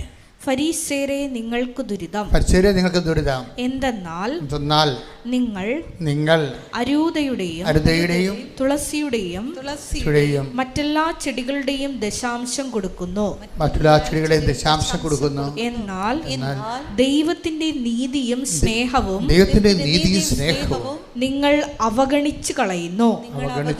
ഇവയാണ് നിങ്ങൾ ചെയ്യേണ്ടിയിരുന്നത്, മറ്റുള്ളവ അവഗണിക്കാതെ തന്നെ. അപ്പം നമ്മൾ ചെയ്തുകൊണ്ടിരിക്കുന്ന കാര്യങ്ങൾ, ട്രഡീഷണലായിട്ട് ചെയ്തുകൊണ്ടിരിക്കുന്ന കാര്യങ്ങൾ ഒരിക്കലും അവഗണിക്കരുത്. പക്ഷെ അതുമാത്രം ചെയ്തുകൊണ്ട് ഒരു സ്പെഷ്യൽ പാക്കേജിനെ അഭിമുഖിക്കാൻ പാടായിരിക്കും. അതാണ് എബിന് പറ്റുന്ന അബദ്ധം. എബിൻ പറയണത് ഞാനിതെല്ലാം ഓക്കെ ആയിട്ട് ചെയ്യുന്നുണ്ടല്ലോ, അപ്പോൾ സ്വാഭാവികമായിട്ട് ദൈവം എന്നെ സഹായിക്കുമല്ലോ എന്ന് വിചാരിച്ചതിൽ. പക്ഷേ ദൈവത്തിനൊരു പ്രശ്നമുള്ളത്, അതായത് നമ്മൾ വളരണമെന്നുള്ള ഒരു വലിയ ചാലഞ്ച് ദൈവ മനസ്സിലുണ്ട്. നമ്മൾ വളരണം. അതിന് ഈശോ വളരണമെന്നല്ല പറയണത്. ഈശോ പറയണത് 5:48 വായിച്ച്, മത്തായിയുടെ സുവിശേഷം 5:48 വായിച്ച് 48, 49 ശ്രുതികട്ടെ. ഹല്ലേലൂയ. മത്തായി 5:48. മത്തായി 5:48. അതുകൊണ്ട് നിങ്ങളുടെ സ്വർഗസ്ഥനായ പിതാവ് പരിപൂർണനായിരിക്കുന്നത് പോലെ നിങ്ങളും പരിപൂർണരായിരിക്കുവിൻ. പരിപൂർണതയിലേക്കുള്ള വളർച്ചയുണ്ട്. ശരിക്കും ആ പരിപൂർണതയ്ക്ക് വളർച്ച ഉണ്ടെങ്കിൽ സ്പെഷ്യൽ അസൈൻമെൻറ്റ് ചെയ്യേണ്ടി വരും. ദൈവത്തിലേക്കുള്ള വളർച്ച ഉള്ളത്, അതാണ് ബൈബിൾ ഉയർത്തുന്ന ഒരു ചാലഞ്ച്. അതാണ് ഇപ്പം ട്രഡീഷണലായിട്ട് നമ്മളോട് ചെയ്യാൻ പറഞ്ഞ കാര്യങ്ങൾ ചെയ്താൽ സ്റ്റാറ്റസ് കോ മെയിൻറ്റെയിൻ ചെയ്തിട്ട് നമ്മൾ മരിക്കത്തില്ല. ഇപ്പോൾ ഒരു ചെടി വളരുന്നില്ല എന്ന് വെച്ചാൽ അതിൻ്റെ അർത്ഥം എന്താണ്? തളരുന്നുവെന്നാണ്. വളരാതെ നിൽക്കുന്ന ഒരു, ഇപ്പോൾ ഇതില്ലേ ഈ മഴക്കാലത്തൊക്കെ മുരടിച്ച് നിൽക്കണമെന്ന് പറയും. എന്ന് വെച്ച് കഴിഞ്ഞാൽ ഭയങ്കര ഹെവി ഡൗൺ പോറല്ലേ, ഭയങ്കര മഴ പെയ്ത്താകുന്ന സമയത്ത് ചെടികൾ വളരത്തില്ല, എന്നാൽ പഴുത്ത താഴെ വീഴത്തുമില്ല, ഇങ്ങനെ മുരടിച്ച് നിൽക്കും അല്ലേ. അപ്പോൾ ജൂൺ, ജൂലൈ, ആഗസ്റ്റൊക്കെ കഴിയുമ്പോൾ മാത്രമേ പിന്നെ പുതിയ ഇലയൊക്കെ വന്ന് വരത്തുള്ളൂ. അപ്പോൾ വളർച്ചയുമില്ല, തളർച്ചയുമില്ലാത്ത രീതിയിൽ നിൽക്കും. അപ്പോൾ ദൈവം ഉദ്ദേശിക്കുന്നത് അങ്ങനെയല്ല, വളർച്ച ഉണ്ടാകണം. B perfect as your heavenly father is perfect. അതാണ് 5:19 പറയണത്, 5:49 പറയണത്. എൻ്റെ സ്വർഗ്ഗസ്ഥനും പിതാവ് പരിപൂർണനായിരിക്കുന്ന പോലെ നിങ്ങളും ഡേ ബൈ ഡേ പരിപൂർണതയിലേക്ക് വളരണം. അപ്പോൾ പരിപൂർണതയ്ക്ക് വളരുന്നതിൻ്റെ ഭാഗമായിട്ടാണ് എക്സ്ട്രാ ട്രഡീഷണൽ ആക്ടിവിറ്റീസ് വരുന്നത്. എക്സ്ട്രാ ട്രഡീഷണൽ ആക്ടിവിറ്റീസ് ഇപ്പോൾ ഉടമ്പടി അതാണ്, അവിടെയാണ് പ്ലേസ്മെൻറ്റ്. ഉടമ്പടിയിൽ എക്സ്ട്രാ ട്രഡീഷണൽ ആക്ടിവിറ്റീസ് ഉണ്ട്, പാരമ്പര്യത്തേക്കാൾ വ്യത്യസ്തമായിട്ടുള്ള ആക്ടിവിറ്റി. അതെന്താണെന്ന് പറഞ്ഞാൽ എന്താണ്? അതെന്താണെന്ന് അത് ചെയ്യാൻ 40 മാർക്കിൻ്റെ ചോദ്യമാണത്. അത് എബിനെ സംബന്ധിച്ചുള്ള അത് ചെയ്യണില്ല. കാര്യം ഇവൻ ഉടമ്പടി എടുത്തിട്ട്, അങ്ങനെ ചെയ്യാത്തൊരു ഉടമ്പടി എടുത്തിട്ട് വലിയ കാര്യമൊന്നുമില്ല. എബിന് ഉടമ്പടി എടുത്തതാ. എബിൻ ഇതെല്ലാം കേട്ടിട്ട് ഇതെല്ലാം പരാജയപ്പെട്ടിട്ട് പിന്നെ വന്ന് ഉടമ്പടി എടുത്ത ആളാണ്. ഉടമ്പടി എടുത്തിട്ട് ഈ 2-3 മാസമായിട്ട് വർക്ക് ചെയ്യണില്ല, ആരും വിളിക്കണമില്ല, തിരക്കണമില്ല, CV ചോദിക്കണില്ല, ഇൻ്റർവ്യൂ ഇല്ല, ഇങ്ങനെ ഇരിക്കുകയാണ്. അപ്പോൾ അവൻ ചോദിച്ചു, ഉടമ്പടി എടുത്തിട്ടും എനിക്കെന്ത് പറ്റിയെന്ന് ചോദിച്ചു. ഉടമ്പടി എടുത്തിട്ടും എനിക്കെന്ത് പറ്റി? അതാണ് അവൻ്റെ ചോദ്യം. ഉടമ്പടി എടുത്തിട്ടും എനിക്കെന്ത് പറ്റി? എന്നെ ആരും വിളിക്കണില്ല, എനിക്ക് ഇൻ്റർവ്യൂ ഇല്ല, ഞാൻ പഴയതുപോലെ തന്നെ പോകണം. അപ്പോഴവൻ കർത്താവിന് മുമ്പിൽ കരഞ്ഞു, കർത്താവേ എൻ്റെ ജീവിതം പെട്ടുപോയോ? ഞാൻ കുഞ്ഞുനാൾ പോലെ നീയായിട്ട് ജീവിക്കുന്ന ആളാണല്ലോ, എൻ്റെ കയ്യിൽ നിന്ന് മിസ്റ്റേക്ക് ഇല്ലാതെ ഞാൻ എങ്ങനെ സാധാരണയേക്കാൾ ഒരു നല്ല കുടുംബത്തിൽ ജനിച്ച് ജീവിച്ച് വിശ്വാസത്തിൽ പോണ ആളാണ്, പക്ഷെ എനിക്ക് ജീവിതമില്ലാതായി പോവുക കർത്താവേ എന്ന് ഇവൻ കണ്ണീരോടെ കർത്താവിനെ മുമ്പിൽ ചോദിച്ചു. അന്ന് രാത്രി ഒരു സംഭവം നടന്നു. ഈ ഹൃദയം ഇളക്കി ചോദിക്കുമ്പോൾ നമ്മുടെ മനസ്സ് പതറി ചോദിക്കത്തില്ലേ? അപ്പം ദൈവം മറുപടി പറയും. അത് ഒരു സംശയമില്ല കാര്യത്തെ. നമ്മൾ ഇത്രൂടി ഓക്കെ ആണെന്നുണ്ടെങ്കിലുണ്ടല്ലോ ദൈവം 2 മറുപടി പറയും. അപ്പോൾ ഉടനെ എബിനിങ്ങനെ മുട്ട നിൽക്കുന്നു, ഞാൻ കുരിശ് വാഴ്ത്തി എബിന് കൊടുക്കുന്നു. അതാണ് ഇവൻ സ്വപ്നം കാണുന്നത്. അപ്പോൾ അവൻ മനസ്സിലാക്കി അച്ഛനെ പോയി കാണാനായിരിക്കും ഈശോ പറയണമെന്ന്. അപ്പോൾ എന്നാ ചെയ്ത് അച്ഛനെ പോയി കാണാൻ വേണ്ടി ഇവിടെ ഉടമ്പടി പുതുക്കിയപ്പോഴാണ് അവിടെ ചോദ്യവും പറച്ചിലുമൊക്കെ ആയി. പുതുക്കുമ്പോൾ എന്താ ചോദിച്ചത്? നീ പത്രം ആർക്കാണ് കൊടുത്തതെന്ന് ചോദിക്കും. പത്രം ഇതിൻ്റെ പ്രധാനപ്പെട്ട വിഷയം വിശ്വാസ കൈമാറ്റമാണല്ലോ. അപ്പോൾ പത്രം കൊടുത്തിരിക്കുന്നത് അപ്പനാണ് കൊടുത്തിരിക്കുന്നത്. അതാണ് വിഷയം. അപ്പനാണ് കൊടുത്തിരിക്കുന്നത് പത്രം കൊടുത്തിരിക്കുന്നത്. എബിന് ഈ പത്രം കൊണ്ട്, ഈ ചെറുപ്പക്കാരനായത് കാരണം പത്രം കൊണ്ട് നാട്ടുപുറത്തിറങ്ങിയ നാട്ടുകാരോ അല്ല കൂട്ടുകാരോ എല്ലാം പറയാൻ വിചാരിച്ചുകൊണ്ട് അവനത് ചെയ്തില്ല. അപ്പം നമ്മുടെ വിഷയം, നമ്മൾ എത്ര ട്രഡീഷണലാണെന്ന് പറഞ്ഞാലും എത്ര വിശുദ്ധനാണെന്ന് പറഞ്ഞാലും ദൈവത്തിൻ്റെ മനസ്സ് ഒരു ഘട്ടം കഴിഞ്ഞാൽ പിന്നെ ഉള്ള പേയ്മെൻ്റ് എല്ലാം കർത്താവ് നേരിട്ട് നടത്തുന്ന വിഷയങ്ങളായതുകൊണ്ട് അതെല്ലാം വിശ്വാസ കൈമാറ്റത്തിലാണ്. വിശ്വാസ കൈമാറ്റത്തിന് ചിലപ്പോൾ തന്തക്ക് വിളി കേൾക്കും, തോന്നിവാസം പറയും, ആൾക്കാർ കളിയാക്കും, ആക്ഷേപിക്കും, മുറിവ് പറ്റും, കുറേ തരത്തിൽ കുറേ പ്രശ്നങ്ങളുണ്ടാവും. ഈ പ്രശ്നങ്ങളൊക്കെ അന്നേ കാളയെന്ന് പറഞ്ഞ് കാറിക്കൂവി നാട്ടുകാരെ വിളിച്ച് ഏൽപ്പിച്ചാൽ അതിന് ഉള്ള മാർക്ക് കൂടി പോവുകയും ചെയ്യും. അത് ഹൃദയത്തെ സംഗ്രഹിക്കാനേ പറ്റത്തുള്ളൂ. ആധ്യാത്മിക ജീവിതം വളരെ തന്ത്രപരമായിട്ട് ജീവിക്കേണ്ടതായ ജീവിതമാണ് ശരിക്കും പറഞ്ഞാൽ. അപ്പോൾ ഇവൻ അത് മനസ്സിലാക്കിയിട്ട് പറഞ്ഞ് ഇത് ഞാൻ കൊടുത്തോളാം എന്ന് പറഞ്ഞു. ഇത് ഞാൻ കൊടുത്തോളാം, അടുത്ത പ്രാവശ്യം വരെ ഞാൻ തന്നെ പോയി, ഭയങ്കര പാടുള്ള പരിപാടിയാണ് എന്നെ സംബന്ധിച്ചിടത്തോളം, എന്നാൽ ഞാൻ തന്നെ കൊടുത്തേക്കാമെന്ന് പറഞ്ഞ് കൊടുത്തേക്കാമെന്ന് പറഞ്ഞ് അവൻ ഇവിടെ വന്ന് അച്ഛനെ കാണുമ്പോഴാണ് ഞാൻ ഈ കുരിശ് കൊടുക്കണത്. അപ്പോൾ 10 ലക്ഷം പരീക്ഷ പ്രാർത്ഥിച്ച കുരിശാണ് ഞാൻ കൊടുക്കുന്നത്. അപ്പം ഞാൻ ഈ പരീക്ഷക്കാർക്ക് കൊടുക്കുമ്പോൾ അത് പറഞ്ഞേ കൊടുക്കത്തുള്ളൂ. മക്കളെ 2 ലക്ഷം പേര് പ്രാർത്ഥിച്ച കുരിശാണ് മക്കൾക്ക് തരണത്. മക്കൾക്ക് ഇതിൻ്റെ അകത്ത് 0 ഇൻവെസ്റ്റ്മെൻ്റ് ആയതുകൊണ്ടാണ് ഞാൻ നിങ്ങളോട് പറയണത്. കാരണം അവരെല്ലാം 16 വയസ്സ് 17 വയസ്സൊക്കെ, അവർക്ക് വലിയ അറിവൊന്നുമില്ലല്ലോ. അപ്പോൾ അവരോട് ഞാൻ പറഞ്ഞ് മനസ്സിലാക്കി കൊടുക്കും. മക്കൾ ഈ സമയത്ത് വിശ്വാസപ്രമാണം ചെല്ലണം, ഈശോനെ കൈ തരുന്നതാണ്, നിങ്ങൾക്ക് പറ്റാത്ത 2 കാര്യങ്ങൾ ഈശോയോട് പറയണമെന്നൊക്കെ പറയും. നിങ്ങളോട് വല്ല മുതിർന്നവരോട് ഞാനത് പറയത്തില്ല, പിള്ളേരോടൊക്കെയാണ് പറയത്തുള്ളത്. അപ്പോൾ ഞാൻ ഇന്ന പ്രാർത്ഥന ഇപ്പോൾ പ്രാർത്ഥിക്കാൻ പോകുന്നത്, അതിൻ്റെ അർത്ഥം ഇതാണ്, അപ്പോൾ നിങ്ങൾ ഇങ്ങനെ പറയേണ്ടതൊക്കെ പിള്ളേരോട് പറയും. കാര്യം എന്താണ്, അവർക്ക് നിങ്ങളോട് ഇൻവെസ്റ്റ്മെൻ്റ് ഇല്ലാത്ത ആൾക്കാരാണ്. അപ്പോൾ കാര്യം മനസ്സിലാക്കി അവരെ ചെയ്തോളൂ ഭംഗിയായിട്ട്. അപ്പോൾ അത് കൊടുത്തു കഴിഞ്ഞ് ആ കുരിശ് കിട്ടിയ 3:9 2 പത്രോസ് 3:9 കാലവിളംബത്തെക്കുറിച്ച് ചിലർ വിചാരിക്കുന്നത് പോലെ കർത്താവ് തന്റെ വാഗ്ദാനങ്ങൾ പാലിക്കുന്നതിൽ താമസം വരുത്തുന്നില്ല. ആരും നശിച്ചു പോകാതെ എല്ലാവരും അനുതപിക്കണമെന്ന് അവിടുന്ന് ആഗ്രഹിക്കുന്നത് കൊണ്ട് നിങ്ങളോട് ദീർഘക്ഷമ കാണിക്കുന്നുവെന്നേയുള്ളൂ. അപ്പൊ എന്നെ ഗുഡ്ഡടിച്ച് പിടികിട്ടില്ലേ? അതൊന്നിട്ട് വായിച്ചേ, കാലവിളംബം വായിച്ചേ. 2 പത്രോസ് 3:9 കാലവിളംബത്തെക്കുറിച്ച് ചിലർ വിചാരിക്കുന്നത് പോലെ കർത്താവ് തന്റെ വാഗ്ദാനങ്ങൾ പാലിക്കുന്നതിൽ താമസം വരുത്തുന്നില്ല. അപ്പൊ പ്രഖ്യാപിത നിലപാടിതാണ് കർത്താവിന്റെ. എന്താണ് കാലവിളംബം വരുത്തുന്നത് പോലെ? കർത്താവാണ് കാലവിളംബം വരുത്തുന്നതെന്നാണ് നമ്മൾ ധരിച്ചിരിക്കണമെന്നാണ് പറയണത്.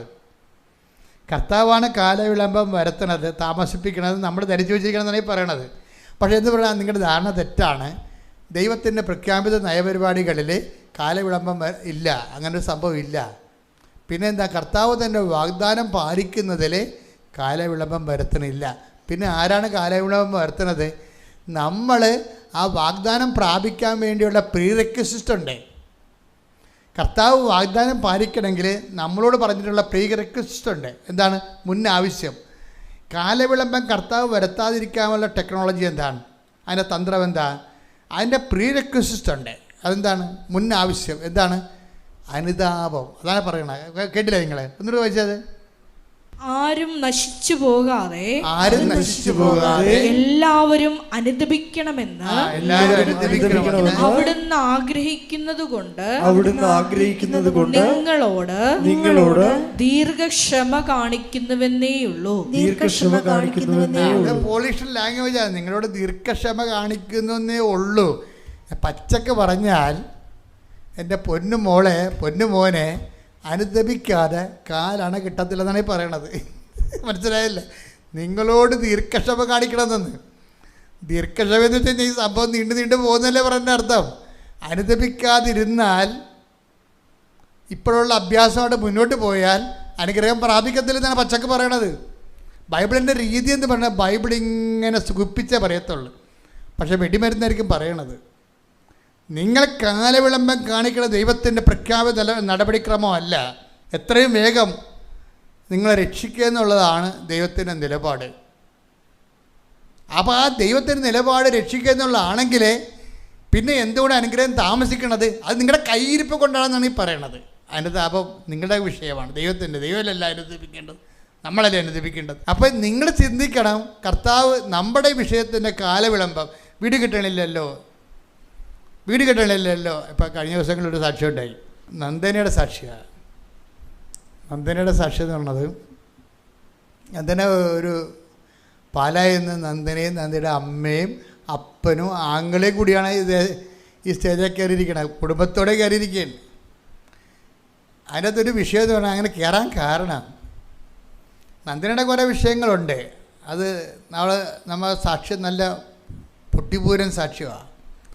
കാരണം നന്ദന വളരെ അറിവ് ഉള്ള ആളാണ്. ദൈവമായി ഒരു ജൂലൈയിൽ ഉടമ്പെടുത്ത ആളാണ്.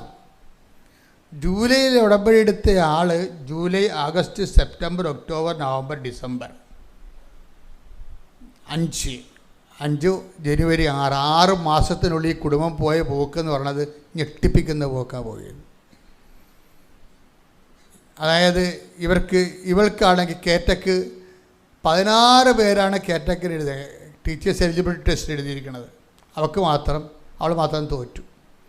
1 അല്ല 2 അല്ല 3 അല്ല, 3-ാം പ്രാവശ്യം തോറ്റു. അവിടെ കൂടെ എല്ലാവരും ജയിച്ച്. അവളിനി കേട്ടക്കിന് ജയിച്ചാൽ മാത്രമേ ഇനി അവൾക്കൊരു ജീവിതമുള്ളൂ. ഇനി വീടാണെങ്കിൽ അവർ പറയണത് ഞങ്ങളുടെ വീട് സർക്കസ് ഗുഡാമപ്പുര പോലെയാണെന്ന്. എനിക്ക് മഴ ഭയങ്കര ഇഷ്ടമാണ്, പക്ഷേ മഴയെ പേടിയാണ്. എന്താ കാര്യം? മഴ കാണാൻ ഇഷ്ടമാണ് എനിക്ക്, പക്ഷേ മഴ ഞങ്ങളുടെ വീട്ടിൽ വന്ന് വീണ് കഴിഞ്ഞാൽ നേരെ ഞങ്ങളുടെ ചോറ്റുപാത്രത്തിൽ വീഴുമെന്ന് മഴ. അപ്പം അവളുടെ സങ്കടം കണ്ടില്ലേ? വീടില്ലെന്നായി പറയണതേ, നന്നായിട്ട് പറയണതല്ലോ, വീടില്ലെന്നാണ് പറയണത്. അപ്പോൾ വീടുമില്ല, ആകപ്പാടെ ആശ്രയിക്കാനുള്ളത് ഇവളുമാണ്. ഇവൾ തോക്കുകയും ചെയ്ത്. അപ്പോൾ ഇങ്ങനെ വളരെ താഴെ കിടക്കുന്ന കുടുംബമാണ് ശരിക്കും. എന്ന് പറഞ്ഞാൽ ഞങ്ങളുടെ വീടിനൊക്കെ താഴ്ന്ന സ്ഥലത്തും കൂടിയാണ്. അപ്പം എല്ലാം കൊണ്ടും ഒരു ശോകക്കാഴ്ചയാണ് ശരിക്കും. ഒരു ശോകമെന്നോ പറയത്തില്ലേ, ഒരു ശോകക്കാഴ്ച. ഈ ശോകം അമ്മ എങ്ങനെയാണ് കൺവേർട്ട് ചെയ്യണമെന്ന് അമ്മ ഞെട്ടിപ്പോകും. അതായത് നന്ദന പറയണത്, ഞാൻ ഉടമ്പടി എടുത്തപ്പോൾ എനിക്ക് ഉടമ്പടിയെക്കുറിച്ച് മനസ്സിലായി. ആദ്യമായിട്ടാണ് ഞാനിങ്ങനെയൊക്കെ വന്ന് പ്രാർത്ഥിക്കുന്നത്. എനിക്കൊരു കാര്യം മനസ്സിലായി. എന്താണ്? ഉടമ്പടി അച്ഛൻ്റെ ധ്യാനം ഞാൻ ശരിക്കും കേൾക്കും. അവൻ പറയണ പോലെ ചെയ്യണതാണ് ഉടമ്പടി എന്ന്. അപ്പം അതാ വിഷയം. അവൻ പറയണ പോലെ ചെയ്യണതാണ് ഉടമ്പടി. അപ്പോൾ എനിക്ക് ഭയങ്കര ആശ്വാസമായി. അത്രയും അവൾക്ക് മനസ്സിലായല്ല. പക്ഷെ ആ അറിവല്ല വിഷയം, അറിവിൻ്റെ എക്സിക്യൂഷൻ വിഷയമാണ്. എന്താ കാര്യം? അത് കഴിയുമ്പോൾ അവൻ പറയുന്ന ഒരു കാര്യമാണ്, കർത്താവിൻ്റെ ദിവസം പരിശുദ്ധമായി ആചരിക്കണം. അതുകൊണ്ട് ഞാനെന്ത് ചെയ്ത്, ഞാൻ കുർബാന സ്വീകരിക്കാൻ പറ്റില്ലെങ്കിലും ഞങ്ങൾ അമ്മയും മക്കളും എല്ലാം കൂടി ഒരുങ്ങി പള്ളിയിൽ പോകും ഞായറാഴ്ച. അതാണ് വിഷയം. അപ്പോൾ വിഷയം മാറി, സാക്ഷ്യമായി. വിശ്വസിക്കുന്ന കാര്യങ്ങൾ സാക്ഷ്യത്തിലേക്ക് പോവുകയാണ്. എന്ന് പറയും, കുർബാന ഈശോ, പരപിതാവ് ഈശോയെ നമുക്ക് തന്നു. നമ്മുടെ പാപത്തിന് പരിഹാരമായി ആ ഈശോയുടെ ശരീരവും രക്തവും വാഴ്ത്തപ്പെടുകയും പരിശുദ്ധാത്മാവിൻ്റെ കൃപ ഈശോ വഴി നമുക്ക് ലഭിക്കുകയും ചെയ്യുന്ന കുദാശ എന്ന് ഇവിടെ വരെ പറയണം. അപ്പോൾ 5 മാസം അയാളുടെ ഉടമ്പടിയിലേക്ക് വന്നിട്ട് വിശ്വാസത്തെക്കുറിച്ച് എന്തോരം അറിവാണ്. അതിൻ്റെ താഴെയുള്ള കമൻറ്റ് വായിക്കണം. എൻ്റെ മകളെ, നിൻ്റെ വായിൽ നിന്ന് ഇങ്ങനെ തങ്കപ്പെട്ട വർത്തമാനം വരണല്ല. ഞങ്ങളൊക്കെ ഇത്ര കാലം കൊണ്ടാണ് ഇത് പഠിച്ചത്, നീ പെട്ടെന്ന് പഠിച്ചല്ല എന്ന്. അതാണ് അറിവിൻ്റെ സുവിശേഷം എന്ന് പറയുന്നത്, അറിവിൻ്റെ ആധ്യാത്മികത എന്ന് പറഞ്ഞാൽ. അപ്പോൾ നമ്മൾ പറയണ കാര്യങ്ങളെക്കുറിച്ച് നമുക്കൊരു അറിവ് കിട്ടണം. അറിവ് കിട്ടണം, ബോധ്യം കിട്ടണം. ബോധ്യം കിട്ടുമ്പോൾ ആ ബോധ്യമാണ് ജനങ്ങളിലേക്ക് കൊടുക്കുമ്പോൾ. ഈ പത്രം കൊടുക്കുമ്പോൾ പോകുമ്പോൾ പത്രത്തിന് കൂടെ പ്രത്യക്ഷീണ പ്രാർത്ഥന കൊടുക്കും. പിന്നെ പത്രം ആൾക്കാർക്ക് അനുഭവങ്ങൾ പറഞ്ഞു കൊടുക്കും. അങ്ങനെ ഒരു ദിവസം പറഞ്ഞ് അപ്പോൾ അവൾ ചെയ്യുന്ന കാര്യങ്ങളെല്ലാം ദൈവസ്നേഹത്തിലാണ് ചെയ്യണത്. ദൈവസ്നേഹത്തിലാണ് ചെയ്യണത്. അപ്പോൾ ദൈവത്തെ സ്നേഹത്തിൽ ചെയ്ത് കഴിഞ്ഞാൽ ഉള്ള ഗുണമെന്ന് വെച്ച് കഴിഞ്ഞാൽ അതിൻ്റെ അകത്ത് നിങ്ങൾക്ക് ഡേറ്റ്, അപ്പോൾ നമ്മൾ ഡേറ്റ് ഇട്ട് പ്രാർത്ഥിക്കുമെന്ന് പറയത്തില്ലേ. അപ്പോൾ ഡേറ്റ് നമുക്ക് ദൈവം തരും. എടി മോളെ, ഇന്ന ഡേറ്റ് നിന്നെ സഹായിക്കാൻ സാധ്യതയുണ്ട്, നീ അത് പ്രാർത്ഥനയിൽ കൊടുക്കാൻ പറയും. അപ്പോൾ അവൾ പറയും, അമ്മേ, ഇപ്പം ഇങ്ങനെ ഒരു വചനമുണ്ടേ, എന്നെ സ്നേഹിക്കുന്നവർ ഞാൻ എന്നെ തന്നെ വെളിപ്പെടുത്തട്ടെ. ശ്രുതിക്കട്ടെ. ഹല്ലേലൂയ. യോഹന്നാൻ 14:21. എൻ്റെ കൽപ്പനകൾ സ്വീകരിക്കുകയും എൻ്റെ കൽപ്പന സ്വീകരിക്കുകയും പാലിക്കുകയും ചെയ്യുന്നവനാണ്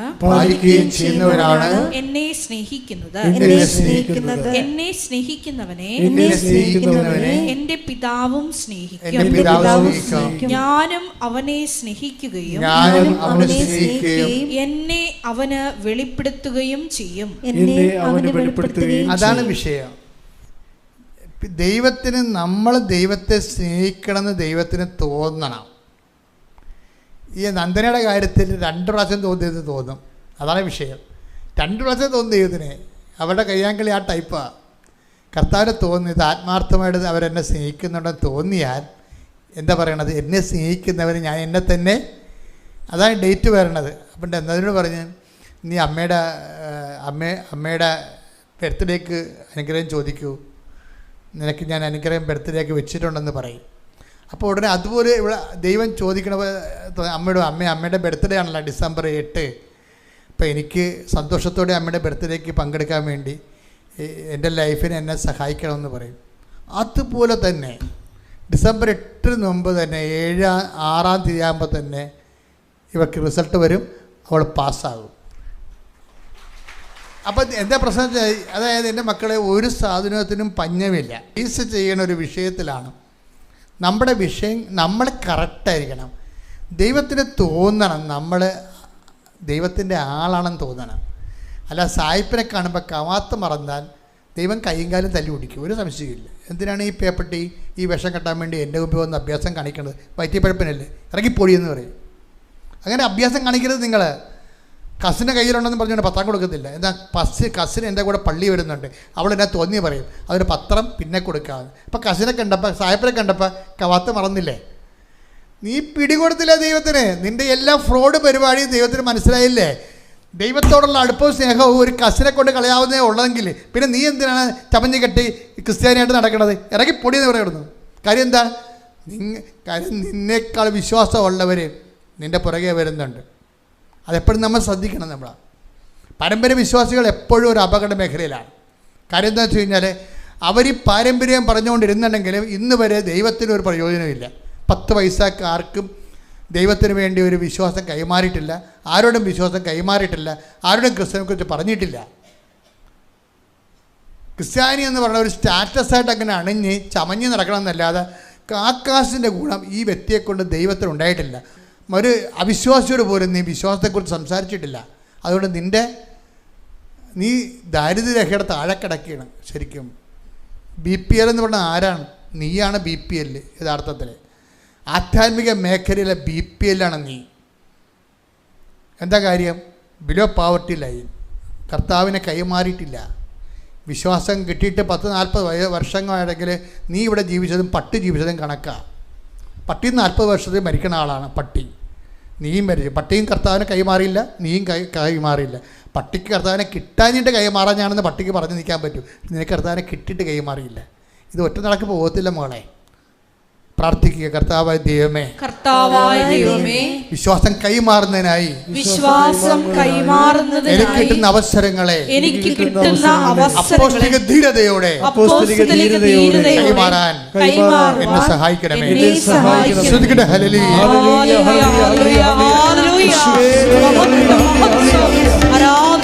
സത്യസന്ധതയുള്ള കുടുംബമാണ് ഈ ദൈവദരിസന്നിധി. സത്യസന്ധതയുണ്ടെങ്കിൽ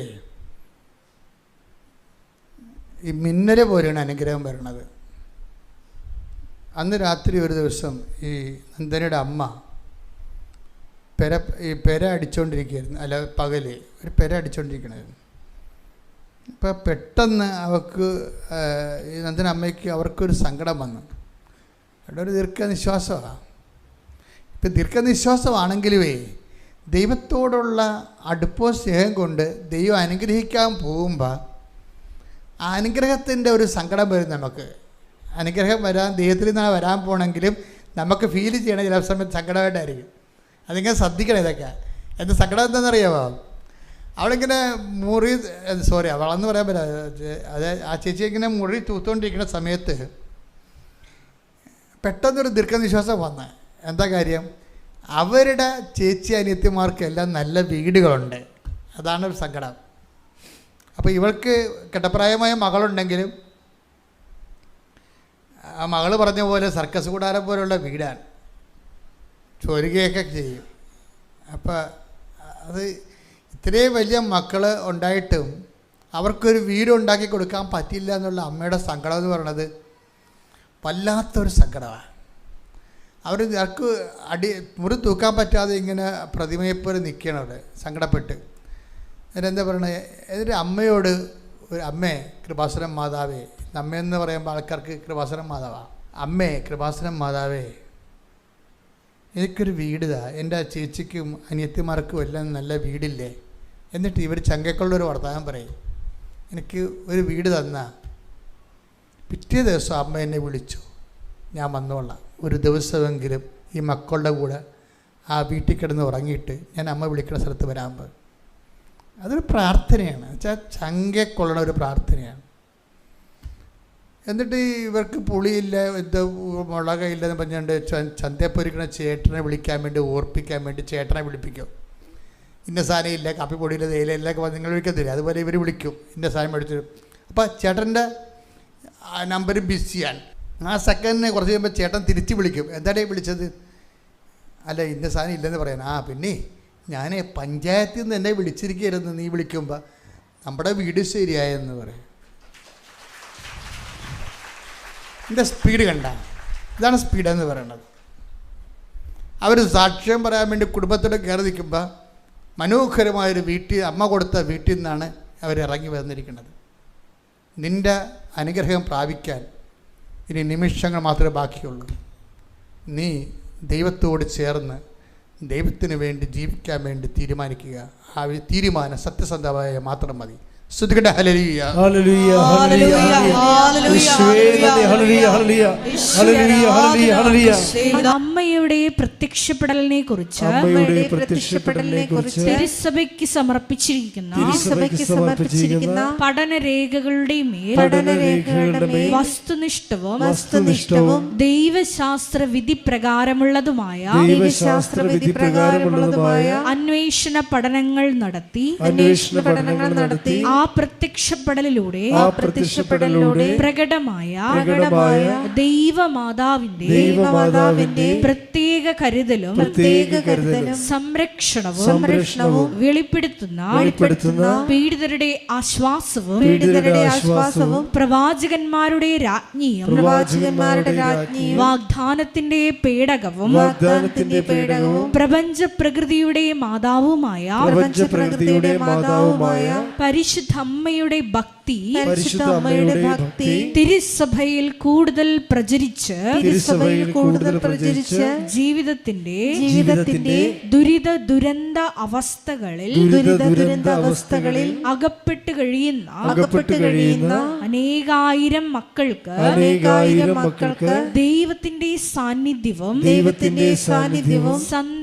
സന്ധിപ്പും കൂടുതൽ അനുഭവിക്കുക വഴി ആത്മീയ വിശുദ്ധിയും ദൈവശക്തിയും കൈവരിക്കുവാൻ ഞങ്ങളുടെ കുടുംബങ്ങളെ ഇടയാക്കണമേ.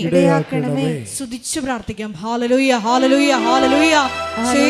ദിവ്യകാരുണ്യനാഥ, മരിയൻ ഉടമ്പടി എടുത്ത് പ്രാർത്ഥിക്കുന്ന ഞങ്ങളുടെ കുടുംബങ്ങളെ വിശുദ്ധീകരിക്കണമേ എന്ന് പ്രാർത്ഥിക്കുന്നു, ശക്തീകരിക്കണമേ എന്ന് പ്രാർത്ഥിക്കുന്നു, ആത്മാവാൽ വഴി നടത്തണമേ എന്ന് പ്രാർത്ഥിക്കുന്നു, വലിയ വലിയ സാക്ഷികളാക്കി ഉയർത്തണമേ എന്ന് പ്രാർത്ഥിക്കുന്നു. Hallelujah, hallelujah. ദൈവപിതാവേ നന്ദി, ദൈവപിതാവേ മഹത്വം, ദൈവപിതാവേ ആരാധന.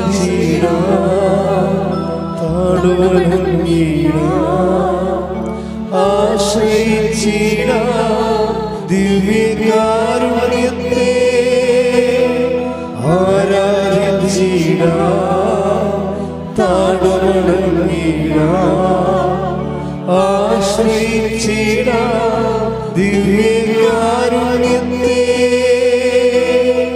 പരിശുദ്ധ പരമ ദിവ്യകാരുണ്യത്തിന് ആരാധനയും സ്തുതിയും പുകഴ്ചയും ഉണ്ടായിരിക്കട്ടെ. പരിശുദ്ധ പരമ ദിവ്യകാരുണ്യത്തിന് ആരാധനയും സ്തുതിയും പുകഴ്ചയും ഉണ്ടായിരിക്കട്ടെ. പരിശുദ്ധ പരമ ദിവ്യകാരുണ്യത്തിന് ആരാധനയും സ്തുതിയും പുകഴ്ചയും ഉണ്ടായിരിക്കട്ടെ. അമ്മേ പരിശുദ്ധ അമ്മേ, അമ്മേ പരിശുദ്ധ അമ്മേ, ഭൂസ്വർലോകങ്ങളുടെ രാജ്ഞിയായ അങ്ങേയ്ക്ക് ഭൗമ സംരക്ഷണത്തിനായി പ്രപഞ്ച പ്രകൃതിയെ തന്നെ തിരുസഭ പ്രതിഷ്ഠിക്കുവാൻ ഈ പ്രത്യക്ഷീകരണം വഴി ഇടയാക്കണമേ. പരിശുദ്ധ അമ്മേ, ജപമാല മാതാവേ, സകല കൃപാസനം പ്രാർത്ഥനകളോടും ചേർത്ത് ഞങ്ങളിപ്പോൾ പ്രാർത്ഥിക്കുന്ന ഈ സമൂഹത്തിന്റെ പ്രത്യേക നിയോഗങ്ങളും മൗനമായിട്ട് നമ്മുടെ വ്യക്തിപരമായ പ്രാർത്ഥനാ വിഷയങ്ങളും സമാനമായിട്ടുള്ള ജീവിത ദുരിതങ്ങളിലൂടെ കടന്നു പോകുന്ന മക്കളെയും കൃപാസനത്തിൽ ജീവനോടെ പ്രത്യക്ഷയായ ദൈവമാതാവിൻ്റെ മധ്യസ്ഥയിൽ ദിവ്യകാരുണ്യ സന്നിധിയിൽ സമർപ്പിച്ച് നമുക്കൊരു നിമിഷം പ്രാർത്ഥിക്കാം.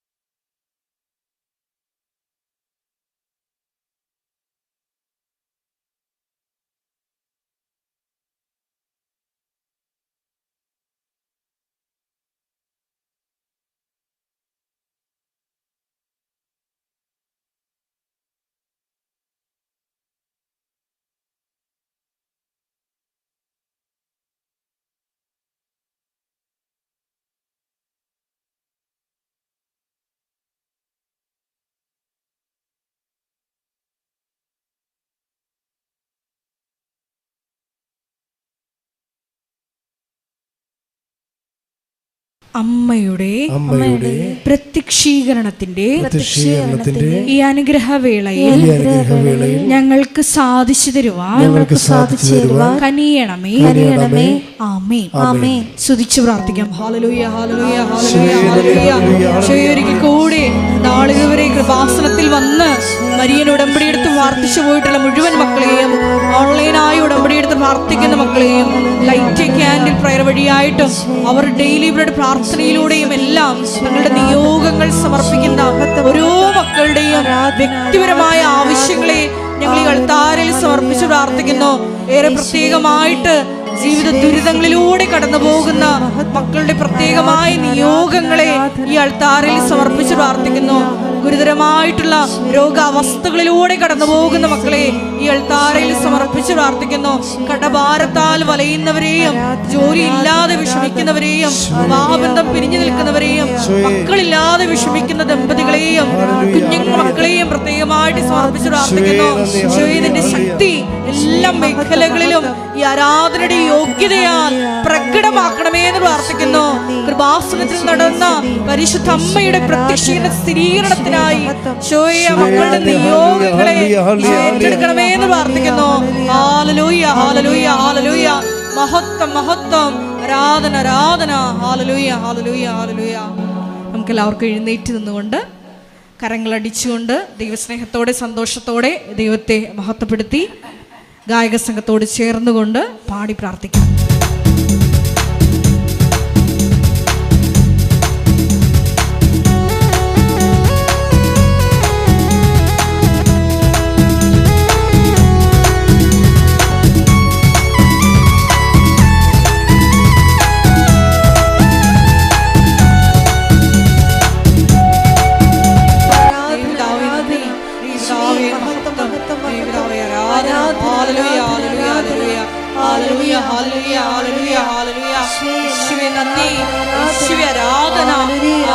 ഇനി മക്കളുണ്ടാവത്തില്ലെന്ന് വൈദ്യശാസ്ത്രം വിധി എഴുതി തള്ളിക്കളഞ്ഞവരെ കർത്താവിന്റെ നാമത്തിൽ വന്ധ്യകളെ കർത്താവിന്റെ നാമത്തിൽ ഗർഭം ധരിക്കട്ടെ. ശ്രുതികട്ടെ. ഹല്ലേലൂയ, ഹല്ലേലൂയ, ഹല്ലേലൂയ, ഹല്ലേലൂയ.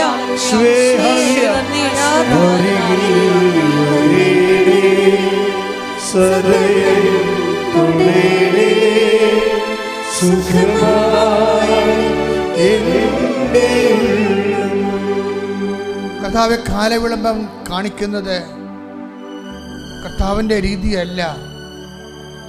വാഗ്ദാനം പാലിക്കുന്നതിലെ കർത്താവ് കാലവിളംബം വരുത്തുന്നില്ല.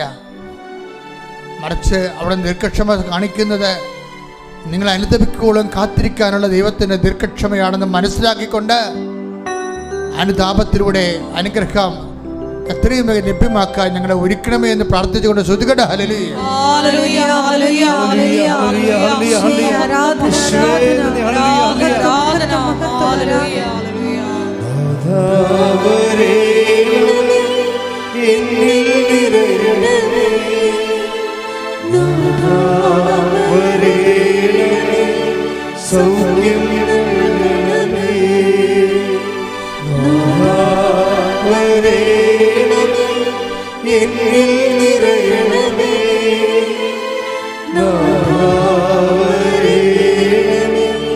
സൗഖ്യം കർത്താവെ, കരഞ്ഞ് കരഞ്ഞ് കണ്ണ് കലങ്ങിയവര്, തോറ്റ് ആത്മവിശ്വാസം നഷ്ടപ്പെട്ടു പോയവര്, സാമ്പത്തിക ബാധ്യതകളാൽ വിരയുന്നവർ, തൊഴിലില്ലാത്തവർ, ജോലിയില്ലാത്തവർ, ജോലി നഷ്ടപ്പെട്ടവർ, വിസ പ്രോസസ് ചെയ്ത് കിട്ടാത്തവർ, വിസ പുതുക്കാത്തവർ, വിസ ലഭിക്കാത്തവർ, വിസ ഇൻ്റർവ്യൂവിന് ക്ഷണിക്കപ്പെട്ടിരിക്കുന്നവർ, നാട്ടിൽ ജോലി അന്വേഷിക്കുന്നവർ, നാട്ടിലെ ജോലി നഷ്ടപ്പെട്ടവർ, ഇങ്ങനെ വ്യത്യസ്തമായ മേഖലകളിലെ കർത്താവെ വല്ലാത്ത വിഷമങ്ങൾ അനുഭവിക്കുന്ന മക്കളെ അവർ ഈ രാത്രി കർത്താവ് അങ്ങനെ സ്പർശിക്കണം പ്രാർത്ഥിക്കുന്നു. അവരെ നീ സ്പർശിക്കാനുള്ള രാത്രികൾ കർത്താവ്, സമയങ്ങൾ കർത്താവെ ഈ രാത്രി കഴിഞ്ഞു പോകല്ലേ എന്ന് പ്രാർത്ഥിക്കുന്നു കർത്താവെ. ഈശോ, നിൻ്റെ ഉന്നതമായ നാമത്തിന് സ്വന്തം ചെയ്യുന്ന വൈഭാഗ്യ തടസ്സമുള്ളവർ, വൈഭാഗ്യ തടസ്സം പിരിഞ്ഞ് താമസിക്കുന്നവർ, ഭാര്യയും ഭർത്താവും പിരിഞ്ഞ് താമസിക്കുന്നവർ, മക്കൾ തുടുനടപ്പിലായിപ്പോയവരെല്ലാം കർത്താവെ ഏകദാനപ്പെട്ടുകൊണ്ട് കർത്താവിൻ്റെ കൃപയിലേക്ക്, വിശുദ്ധിയിലേക്ക്, അനുതാപത്തിലേക്ക്, ഐക്യത്തിലേക്ക് ഐക്യപ്പെടുന്നതിന് വേണ്ടി കർത്താവിന്റെ നാമത്തിൽ ആശീർവദിക്കുന്ന സ്തുതിക്കട്ടെ.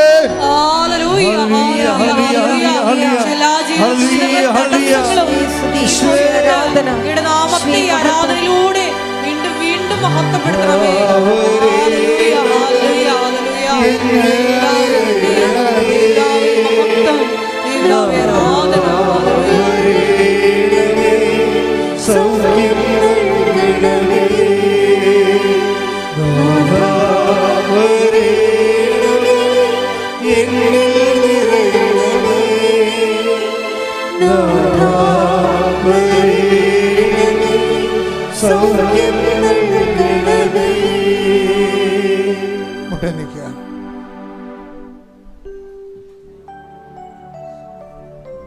വ്യക്തിപരമായ ആവശ്യങ്ങൾക്ക് മൗനമായി പ്രാർത്ഥിക്കുക. അച്ഛൻ പ്രാർത്ഥിക്കാത്ത കാര്യങ്ങൾ മക്കൾ പ്രാർത്ഥിക്കണം. ഇപ്പോഴേ ഡോക്യുമെൻറ്റുകൾ ശരിയാകാനുള്ളത്, കേസുകൾ, ജയിലിലകപ്പെട്ടവരെ, അന്യനാടുകളകപ്പെട്ടു പോയവരെ, യാത്രാ വിലക്കുള്ളവരെ വിടുതലിന് വേണ്ടി പ്രാർത്ഥിക്കുക. ഗർഭിണികൾക്ക്, ഗർഭശിശുക്കൾക്ക് കുഴപ്പങ്ങളുള്ളവർ വയറെ തൊട്ട് പ്രാർത്ഥിക്കട്ടെ. കർത്താവ് ഈ നിമിഷം ആ കുഞ്ഞിനെ സുഖപ്പെടുത്തുന്നു, അമ്മയെ സുഖപ്പെടുത്തുന്നു. മുട്ടുകാലുകളും കണ്ണങ്കാലുകളും ഒക്കെ സ്വാധീനം കുറഞ്ഞവർ, ലിഗമെൻ്റ് പൊട്ടിയവർ, പല ഓപ്പറേഷൻ കഴിഞ്ഞതിൻ്റെ പേരിൽ സ്വാധീനക്കുറവ് വന്നവർ, അവരെല്ലാം തൊട്ട് പ്രാർത്ഥിക്കട്ടെ. കണ്ണിന് കാഴ്ച ഭംഗിയവരെ, മുക്കിന് ദശ വളരുന്നവർ, സയൻറ്റിസ്റ്റിൻ്റെയും വിട്ടുമാറാത്ത തലവേദനയുള്ളവർ കർത്താവിൻ്റെ നാമത്തിൽ പ്രാർത്ഥിക്കട്ടെ. ഈശോ, ഈശോ, നിന്റെ വിശുദ്ധ പൗരോഹിത്യത്തെ മഹത്വപ്പെടുത്തുന്ന, നിന്റെ തിരുമുറി വാഴുന്ന ഭരത്തകരം വാണിപ്പെടുത്താവുന്ന അത്ഭുതകരം അവരുടെ മക്കളെ വെക്കണമെന്ന് പ്രാർത്ഥിക്കുന്ന അടിപ്പിടപെടെ വൈതാക്കള ദൈവികമായ ശക്തി മക്കളെ അടിച്ചിറങ്ങട്ടെ. ശ്രുതികട്ടെ. ഹല്ലേലൂയ, ഹല്ലേലൂയ, ഹല്ലേലൂയ, ഹല്ലേലൂയ, ഹല്ലേലൂയ, ഹല്ലേലൂയ. മഹത്വം, മഹത്വം, ആരാധന, ആരാധന, ഹല്ലേലൂയ, ഹല്ലേലൂയ, മഹത്വം, മഹത്വം, ആരാധന, ആരാധന, ഹല്ലേലൂയ. മൗനമായി പ്രാർത്ഥിക്കട്ടെ. സമാപനാശീർവാദത്തിന് സമയമാണ്. അറിയിപ്പുകൾ. അച്ഛനെ കാണാൻ ആഗ്രഹിക്കുന്നവരെ ഞായറാഴ്ചയും വ്യാഴാഴ്ചയും ഒഴിച്ചുള്ള ദിവസങ്ങളാണ് അച്ഛൻ ആൾക്കാരെ കാണുന്നത്. അത് നേരത്തെ നിങ്ങൾ അറിയിക്കണം. അച്ഛനുണ്ടോ ഇല്ലെന്ന് ഉറപ്പ് വരുത്തണം. 9447285400 ആണ് നമ്പർ. അത് വിളിച്ചാൽ രാവിലെ 9 മണി തൊട്ട് വൈകുന്നേരം 5 മണി വരെ അത് വർക്ക് ചെയ്യും. ആ ഫോൺ ആ നിമിഷം വിളിച്ച് ചോദിച്ച് നിങ്ങൾ വരാൻ പോകുന്ന ദിവസം അച്ഛനുണ്ടെന്ന് ഉറപ്പ് വരുത്തണം. അച്ഛൻ കാണാൻ വരുന്നവർ രാവിലെ വരുന്നതായിരിക്കും എപ്പോഴും നല്ലത്. മൗനമായി വ്യക്തിപരമായ ആവശ്യങ്ങൾക്ക് വേണ്ടി പ്രാർത്ഥിക്കട്ടെ. സമാപന ആശീർവാദം. ആശീർവാദ സമയത്ത് വിവാഹത്തിൽ പിരിഞ്ഞിരിക്കുന്ന ആൾക്കാരുണ്ട്. അവർ കർത്താവ് ഐക്യപ്പെടുന്ന മെസ്സേജുകളുണ്ട്. ശേവലി വരിജന വെളിപാടുകൾക്ക് നന്ദി പറയുന്നു. ശിരസ് നമിച്ച് നമുക്ക് ദിവ്യകാരുണ്യനാഥന്റെ ആശീർവാദം സ്വീകരിക്കാം.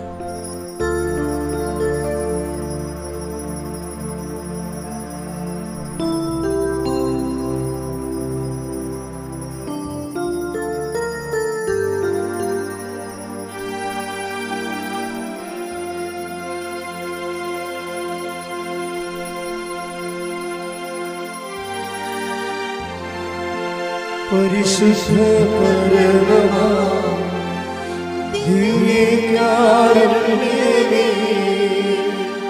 ഇന്നുമെന്നും അങ്ങേയ്ക്കാരാധന.